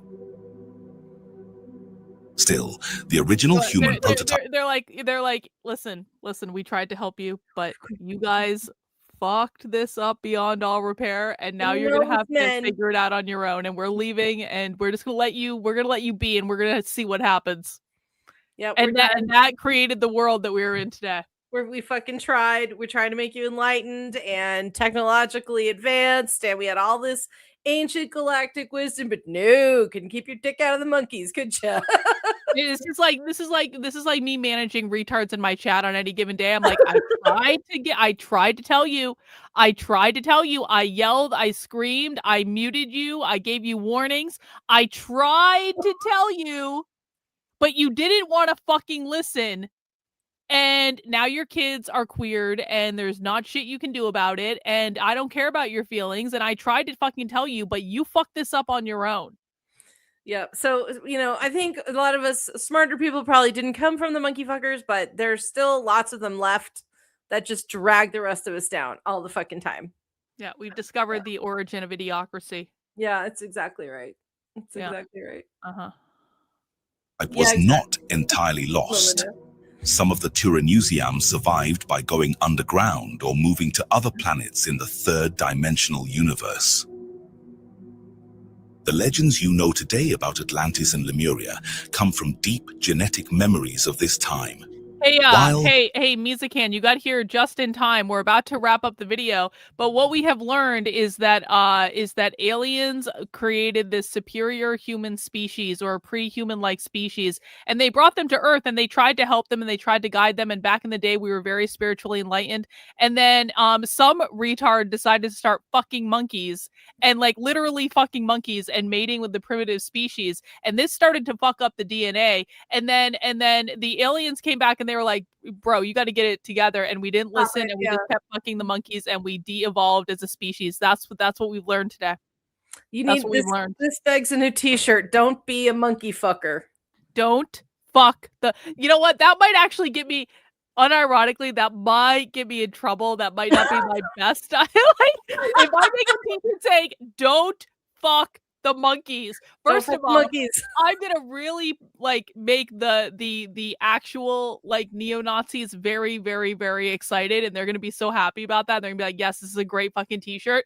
But I might get canceled resoundingly on the internet by everyone forever. And I don't even mean it in a black people way. I actually literally mean it as a fucking monkey way. An actual monkey. Yeah. Because it made us all stupid. We made ourselves stupid by fucking the monkeys, and but the whole point would be lost because racism. Yeah, exactly, John. That's I'm not talking about black people. I'm not even talking about humans. Yeah, I know.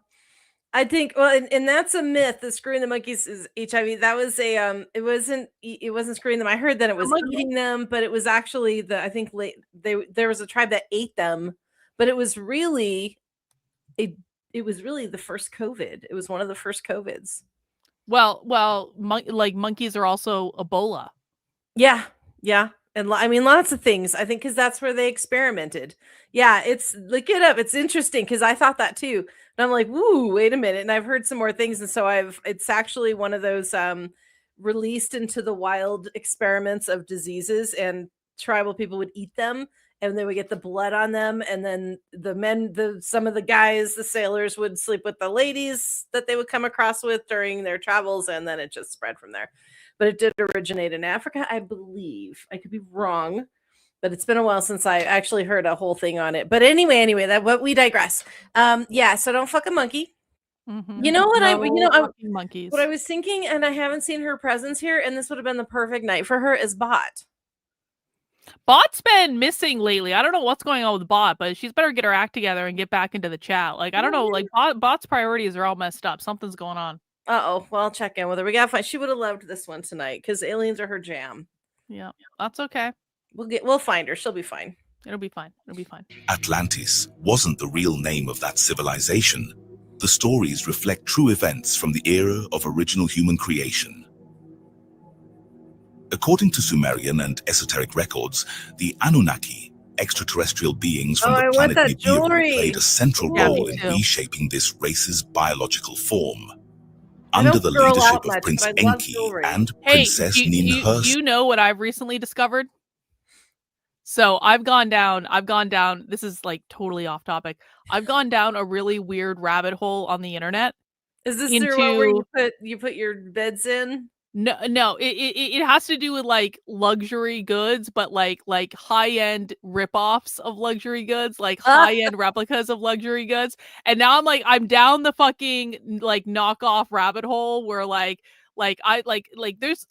am shocked at how good the knockoffs have gotten of the luxury goods. And anyway, I went down this one rabbit hole that, I shit you not, landed me in a very specific place on eBay where I was able to actually get like knockoffs of like jewelry and stuff like that are not actually bad quality for super cheap, but you have to find the right Chinese people, because it's all about finding the right Chinese people, because apparently there's just so many fucking factories in China that are Have you seen Temu? I mean, no, we're not talking about Temu. Temu is low-end knockoffs. We're talking about very high-end knockoffs that like you literally cannot tell the difference between the actual thousands of dollars thing that you would buy in the store and the knockoff. I mean, maybe if you were like really looking at it, but like, I mean, it's just like, it feels the same, it looks the same, it's just like, it's crazy. And I was like, doesn't have the brand name on it. Like,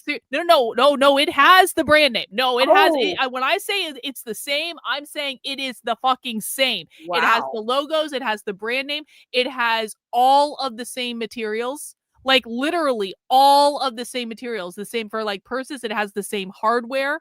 It looks exactly the same. I've seen some of these things and I've seen the same thing. Like I've seen the same thing in person that actually came from the store. You cannot fucking tell the difference on any level. Wow. It's crazy. But I was like, I was shocked that like usually with this stuff you have to go through like the Chinese app or something. Oh, Amalek is here. Good. We'll have to break the news to him about the monkeys. But like you have to go through like WhatsApp to communicate with someone in China to like get them to like send you stuff or whatever. But like finding it on fucking eBay, I was like, are you shitting me? Wow. So anyway, you might be able to get those necklaces on eBay. Really fucking high-end knockoff. It goes to show you how much we overpay for a name. Well, and it's like you can even get you can literally get exactly the same thing made in China. It might take like a month to get to you because it's coming from fucking China, but it's like this is actually crazy. This is insane. Hey, Amalek, do you want to know when you were off like gallivanting around the internet while drinking, doing whatever you were doing? We should just rewind the video. We should just rewind it. Actually, we should. You're right. We should just rewind it. This is the video thing. This is an important thing for Amalek to be caught up to speed on. Amalek, you are about to learn that human beings were put here by aliens, and we used to be a superior species that could connect energetically, and we were very smart, and then we were very intelligent. And then some genius had the idea of fucking a monkey, and it completely fucked up the entire human DNA. So if you want to know why everyone is stupid, it's because they literally started fucking monkeys, and the aliens were like, you don't really want to do that. And then we were like, oh, apparently, yeah, we do. You can't stop it, though. And we made ourselves stupid as a result. So we're just running with this. I don't think it was actually monkeys, but we're on it now. So just go with it. Listen. Spiritual essence is ancient, fragmented, and seeded across countless star systems. The Terran genome is a genetic mosaic bearing imprints from a multitude of extraterrestrial lineages, including Lyran, Pleiadian, Sirius A and B, Andromeda, Orion, and Arcturus. The Zionites, a triracial race of greys, time-traveled and contributed to this genetic creation to the proto-human race. They helped and assisted the guardian races to create a people who was called the Turanusium, essentially pre-humans that existed here on Earth. Around 560 million years ago, their bodies were formed by combining ape-like life forms native to Tara with advanced genetics from other planets and dimensions. Tara served as a nursery where these new humans could grow, develop, and one day become guardians of Tara's life. They were also meant to interact freely with other civilizations in space and different dimensions. For a while, this plan worked well. The Earth humans grew in wisdom and power. But eventually, things started to go wrong. The Turanusium began to mate with native animal-like species, which weakened their DNA. Over time, their ability to hold higher intelligence declined, and they started behaving more like primitive creatures. Yeah, exactly. Some of the Turanusium left Tara to join their star relatives, while others stayed behind. As their DNA mixed with lower... Explain, what does that mean? Yeah. You were right, go back to the black guy with the big brain. Hang on. Some of the Turanusium left Tara to join their star relatives, while others stayed behind. As their DNA mixed with lower life forms, the species split into different variations, many of which were less advanced. Anyway, I think I know who you're talking about. I don't want to go. I'm looking at it. I got it. Islamic prophet I thought it was Jacob. Yeah. Father of Joseph, or more distinctively in American history, a figure in Nation of Islam mythology, where he's a black scientist who created the white race through selective breeding on an island in foundational but controversial theory explaining racial hierarchy and the origin of evil in white people, a belief later disavowed by figures like Muhammad Ali. Significant prophet and patriarch, son of Isaac, grandson of Abraham, and father of Joseph. Amalek says Muslim Brotherhood blacks have this crazy lore where they think white people were created in a lab by an evil scientist named Jacob the Great. Great. Okay. All right. Well, it's over. And the original creators tried many times to re-educate them, but the species kept declining. These humans, once meant to be wise guardians, were losing that role. As the genetic breakdown continued, the Tyrannusiam lost much of their original power and knowledge. Their behavior became more driven by instinct, and they began misusing power, harming Tara's resources and other life forms. After thousands of years of trying to help, the creators finally allowed the species to follow its own course, which almost led to its extinction about 550 million years ago. Still, the original human prototype was not entirely lost. Some of the Tyrannusiam survived by going underground or moving to other planets in the third-dimensional universe. The legends you know today about Atlantis and Lemuria come from deep genetic memories of this time. While Atlantis wasn't the real name of that civilization, the stories reflect true events from the era of original human creation. According to Sumerian and esoteric records, the Anunnaki, extraterrestrial beings from the planet Nibiru, played a central role in reshaping this race's biological form. Under the leadership of Prince Enki and Princess Ninhursag, two master geneticists and members of the Anak royal lineage, so that all happened early before the hominids were Adamu. genetically altered to create a hybrid worker species called the Adamu. This fusion of hominid DNA with Anunnaki and Lyran genetic material was initially designed for labor in the gold mines of southern Africa to support atmospheric repair efforts on Nibiru. From a metaphysical perspective, Terrans are souls incarnated into a highly dense vibratory matrix, navigating the third dimension on a planet rich in polarity and karmic lessons. Earth is often described as a soul school, a testing ground for accelerated evolution, emotional mastery, and remembrance of divine origin. In New Age cosmology, certain humans are considered starseeds, souls that volunteered to incarnate into a forgetful state in order to anchor higher frequencies into the physical plane. Many carry galactic memories and etheric codes within their DNA, which begin to activate through spiritual awakening, trauma healing, and alignment with soul. He's an old guy with a weird hat with a camera. Can we just take a moment to appreciate the camera sombrero this dude's got? That's you? Yeah. That's awesome. Mm-hmm. That's exactly how I pictured you, Amalek. Exactly what he looks like. So I told you guys, devastatingly handsome. Somebody went, yeah, let's put this in our video about alien races. Okay. The 12-strand DNA blueprint. They're like, this is the end of the video, and we're just making sure you guys are still paying attention. We need like 3 more seconds of video. What you got? Well, I got this guy. Fine, put him in. Now largely dormant or operating in limited capacity, 2 to 3 strands active, is believed to be a divine architecture designed to bridge the physical and the multidimensional self.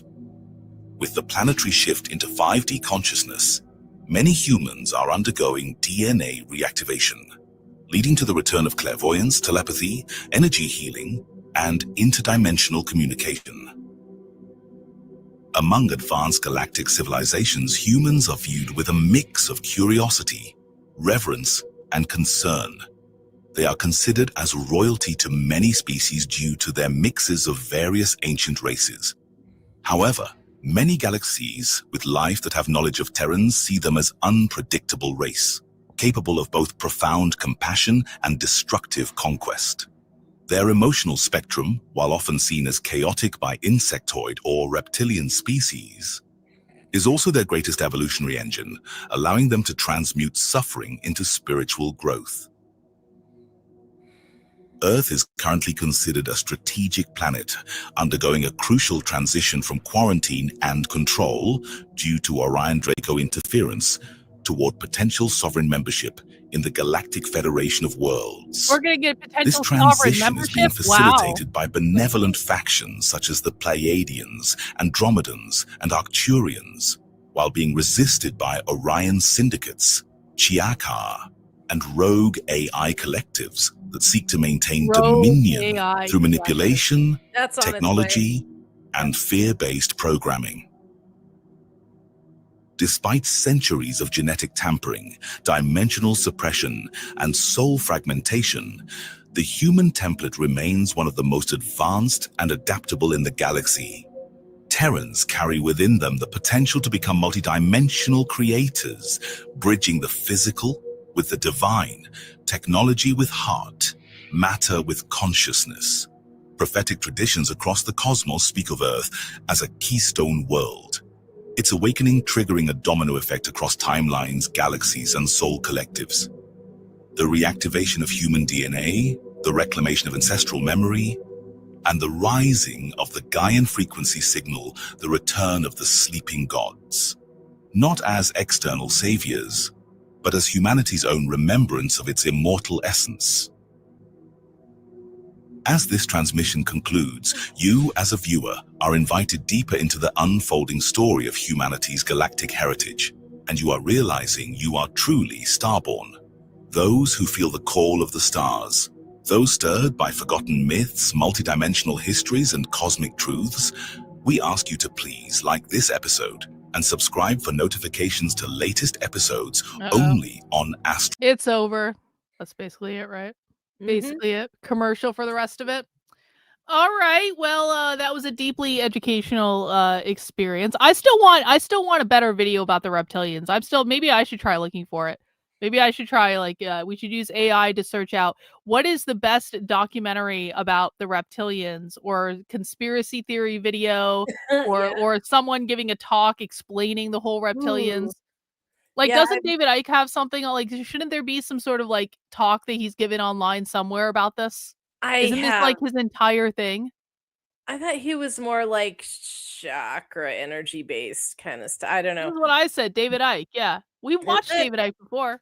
We have. Yeah. I didn't. Well, here's the thing that is difficult. Maybe AI can sort this and I can't, but it's the titles. If I'm looking for the history of the Draco, or the Draco involvement in current government, or reptilian, blah, blah, blah, blah, blah.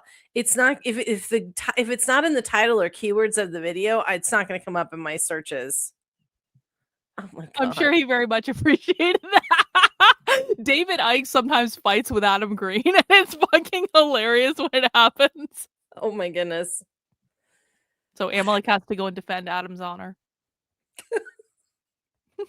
Stick together.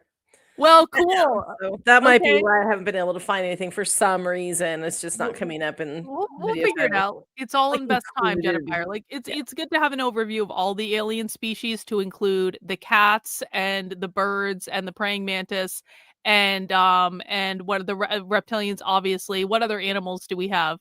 We had that was pretty much it. The grays, and you have the Lyrans. But I mean, what was killing me was the names for the Lyrans, the Pantherans and the Chitara, and I'm like, that's literally the names of the main characters from Thundercats. And it was kind of making me laugh a little bit.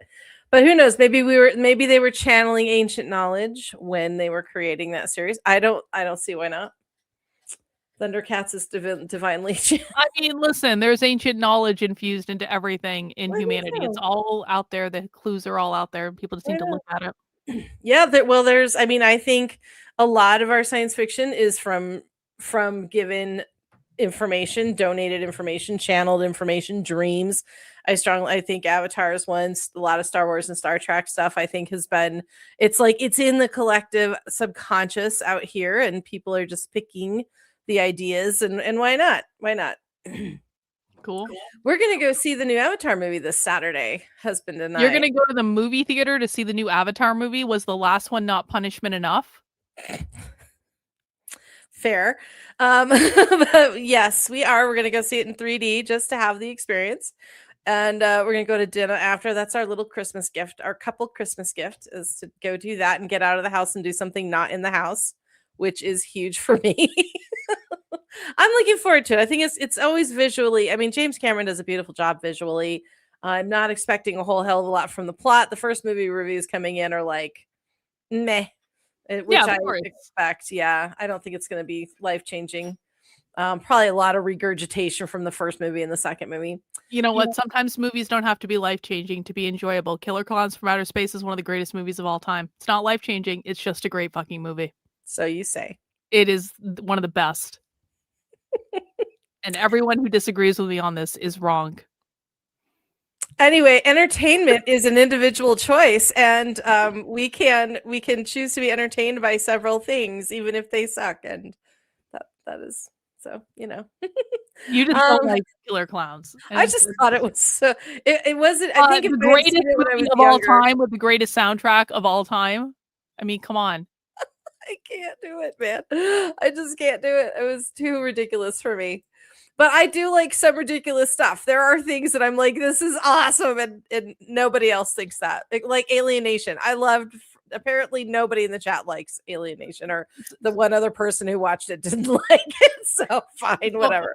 I found out today, just as an aside. Do you know the NPR show This American Life? Yeah, great show. This American Life actually followed me around when I was in Portland for a night, and I like met their producer, and I like took her around, and I introduced her, and she interviewed me and stuff like that. So I just found out that the episode that I'm in about Portland is going to premiere on Friday, which is actually kind of cool, because I actually always liked This American Life was one of the only shows on NPR I actually liked.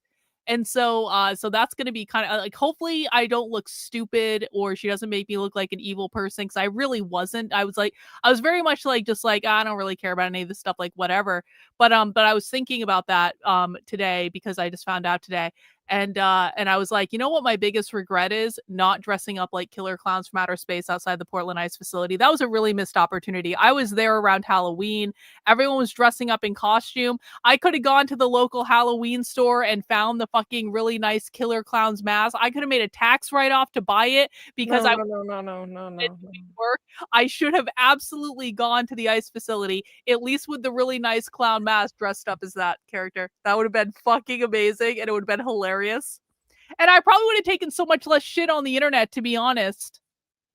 I mean, I have no idea what to say to that. You could have done that. I think you wouldn't have been taken as seriously, but you're right. There were a lot of costumes. You could have I should have worn a white sheet. Yeah, great idea. Sit down, Amalek. Oh my God. Great idea, Amalek. Thank you. There were a lot of people wearing inflatable costumes. So, I mean, you probably could have fit right in. Who knows? It would have been fine. Anyway, Jennifer, what announcements do you have? Okay. With the densest cap. That's moving on. All right. So nobody's seeing anything. It's fun to be racist on the internet, Jennifer. It's fun. Come on. That's why we can't have nice things. Yeah. So, all right. I have currently a poll up. So if you're a member of Karlyn's Discord, go to her movie night message board in her Discord and vote on the movie poll. I've got a poll going between Bad Santa, The Man Who Invented Christmas, A Christmas Story, and Fat Man. Let's check in with it and see who's winning here, because I'm actually curious. I haven't checked it in a little while. It goes until Thursday midnight Eastern time. There we go. Oh wow, that's 24 votes so far, and currently Bad Santa is winning. Okay, that's good. That's like the least offensive choice, I feel like. Is it? Yeah. Honestly, okay, Fat Man, I know people are like, I haven't heard of it. We watched Fat Man, I think last year. I liked it. It's actually an action movie with a Santa Claus who's defending his home from an assassin. And I thought it was really good. It's what's his name? Mel Gibson. I liked it. Wait, seriously? Mel Gibson is in a movie about Santa Claus defending his home from an assassin? Yeah, it's not a comedy. It's not like a haha, this is a silly movie. It's really serious. There's this, well, it starts out with kind of a spoiled rich kid who's on the naughty list, and he gets a lump of coal. And he's very pissed off, so he sends an assassin after Santa Claus. And Santa Claus and Mrs. Claus have to defend their homestead against this assassin. And all right, really so like it. Everyone needs to go change their fucking votes so we can watch this movie, because like now I'm actually really interested to watch Mel Gibson as fucking Santa Claus defending the homestead. Yeah, it's great. It's really great. It's really great. But it'd be totally serious. But is it funny though? Because it's like, it's not a comedy. It's like John Wick, but Santa Claus. Okay, it's not that good. It's not as good as that, but it's like I mean, look at the preview. Everybody go Google the preview or look up the preview on YouTube. I can post the in fact, if you guys want me to, I'll post the previews tonight so you can look at the previews for each movie. Everyone I go really liked it immediately. It's actually a decent movie. I'm actually going to be upset if we don't watch this movie. I'm relying on all of you. Go change your fucking votes. The other one that's the underdog is The Man Who Invented Christmas. And if you haven't seen that, I highly recommend it. It is such a beautiful movie about Charles Dickens.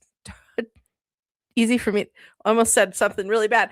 Charles Dickens. The Passion of the Claus. It's okay. I'm fine. It's Charles Dickens and his process for writing A Christmas Carol. And what I loved about it was that it's first of all, it's one of my very, very, very favorite one of my favorite newer actors, even though he's been around for a while, but he's so, so good. It's Dan Stevens. He's absolutely fantastic. And he plays Charles Dickens. And as he's struggling with being inspired as a writer. And I can relate to this. A lot of us who have written can relate to this. And his characters from A Christmas Carol show up in the room and are talking to him and arguing with him, and he's arguing with them, and it's like it is just totally what happens sometimes in the mind of a writer, and I just absolutely love it. The immaculate, hang on, let me get back to my description here so I don't get anybody's name wrong. The amazing immaculate Christopher Plummer plays Ebenezer Scrooge. I mean, it's a fabulous thing about the whole process of trying to get through a story, and it turns out to be A Christmas Carol, which did define a lot of how we view Christmas in America and in Britain. And it's just a wonderful, anyway. So those two, I was kind of surprised. I'm like, I know they're unknown, but give them a chance. Like, go look at the previews. I'll just go link all the previews in there so everybody can scroll through and see them. I'm seeing some votes changing in real time here. So exactly. we're going towards Batman now. It is my community after all, and I will get my way. We will watch this movie with Mel Gibson as the Avenger Santa Claus. It's actually, I thought it was a damn decent film. I had one complaint, but then I thought, fictional character, is it really that big a deal? They did race swap Mrs. Claus, but no. Yeah, but I honestly love Mel Gibson is in a mixed race marriage as Santa Claus, and how the fuck did Mel Gibson agree to that? Is this like some sort of penance that he had to pay for insulting the Jews? Oh my god. She is awesome. I really loved the actress. I think she did a fantastic job. I got over it very quickly. I'm like, technically they're based on Russian people who aren't black, but it's at this point, whatever. I give up. Is she good in the role? Yeah, she's great. And they have a wonderful chemistry as a couple. So I really liked them. I thought it was great. All right. So Black Mrs. Claus. Great. Okay. It is what it is. It's fine. And she's boss. She's very good. For the final, I didn't have anything picked for the last movie night in December, and I think I'm going to do a Rob Reiner movie. Okay, that's fine. The last Sunday of December. See Us Out on a Tragedy. Why not? I don't know which one.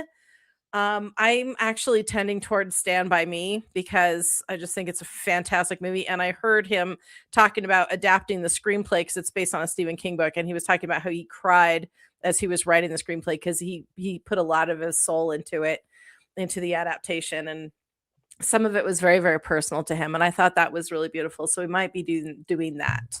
Okay, let me make a list of. I need to remind myself of what Rob Reiner was actually in because I think that's like a really good option. When Harry Met Sally, Spinal Tap. He was in Princess Bride. We've already done that one. Stand By Me. Misery. No, I don't want to watch Misery. Misery's great. Yeah, but I don't know if I want to do that one. A Few Good Men. A Few Good Men is a great. What is he in? A Few Good Men. He's directing all these movies. Oh, he's directing it. Yeah, these are the ones. American President. I feel like we've already watched The American President. Mm-hmm. All right. Ghost of Mississippi. It's a great fucking movie. I think I saw that a really long time ago. Anyway, whatever movie you pick will be fine. Yeah, he's done some fantastic movies. And what's funny is I didn't realize some of the ones that he's directed. I'm like, whoa, he did that one. Oh my God, he did that one. Wow. I mean, I'm a fan. I'm a Rob Reiner fan. I think he's a fantastic director. He's always good when he shows up for acting. And of course, All in the Family was a wonderful, freaking great show. He always lived life through his heart, and agree or disagree with his politics. As an artist, I really thought he was fantastic, and I've heard really good things about what a wonderful person he was. So we wish him and his family well in this horrible, horrible time. So yeah, Godspeed, Rob, and your wife, your beautiful wife. They've been married for a really long time. That's rare in Hollywood. Amazing. So blessed be on your path, sir and madam. We're very sorry to have lost you this early in your life, but I'm sure you're doing great things on the other side. And so crazy. Yeah. Oof, can't wait for the rest of that story to come out. I'm dying. But anyway. I don't think what story is it? Is like the son was like drug addicted and got in a fight with them and slit their throat. It's like crazy. There's a rumor that the son was trans or something, but I think that's gotten squelched. I don't believe that was true at all. No, I don't think that's true. But I guess they got into a fight, and kid, who knows if he was in his right mind. I guess all the details will come forward. And I would say if he murdered his own parents, he was probably not in his right mind. I would say it's probably the first hint. Yeah. I think, what kind of really gets to me on a deep level, excuse me, is a mother birthing a child and has just birthed her murderer. Blows my mind. And parricide, is that what it's called? Is something, they have a name for it. So it's obviously not that uncommon. And it just blows my mind that, God, could you imagine if someone said you just gave birth to your murderer, and you raise them with love, you do your very best, even if they make their own choices that aren't the best, you do what you can. And wow, that just hurts. That hurts a lot. But I mean, I like from a spiritual perspective, and this will probably get me into trouble, like this was all planned. Yeah. They all chose this. This was some sort of karma that they're working out, that it might not be like, I mean, I don't know. Like I find comfort in that, and saying like, even if something tragic happens, there's a purpose to it. People get offended by the idea that we would choose to be murdered by our own kid, but like you don't know what happened to the past life. Maybe the parents murdered the child in the past life. Maybe the parents tortured the child. You have no fucking idea what karma they're working out, or why there needs to be spiritual balance in the situation, or what sort of lesson that they've set themselves up to learn. And if they're balancing karma with each other, that's actually kind of a beautiful thing. And now they've learned their lesson, and they can go reflect on it, and there will be more spiritual growth from that, and they can choose to come back again and do whatever they want the next time. It's like, there's comfort in that, I think. Hopefully they can come back together as a healed, loving force for each other, and that would be good too. So that's a beautiful thing about karma, is that usually if you're learning and you're getting your lessons down, and you're dealing with things from love, you're just going up and up, and you're getting better and better and better, and you're evolving. And I really hope this helped with their evolution. And just wow. So anyway, that's that. And then as far as I know, MacB is still doing the Doctor Who. December Doctor Who is his jam, and he will be doing next Monday. Hold on, I gotta scroll down a little bit. The Tomb of the Cybermen is what he will be doing next Monday. So that sounds pretty cool. I wanted to go to the one last night, and I absolutely forgot about it. I got involved in something and I completely missed it. And I was so mad. It was like 9:00 at night. I'm like, damn it. That happened to me, because I meant to go in and make an announcement to people to tell them to get their asses in the VC. And I looked up and it was 10:00, and I was like, well, fuck that up. Well, yeah, poor Mac. We love you, Mac. You do great. I'm so sorry. We'll keep trying. We'll do better.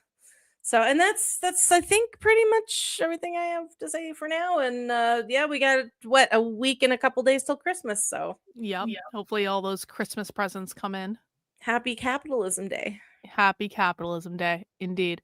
All right. Well, that's all we have for tonight, guys. I'll be back tomorrow at 5 p.m. And thank you, Jennifer, as always. Appreciate you. And take care, guys. We'll see you soon. Bye.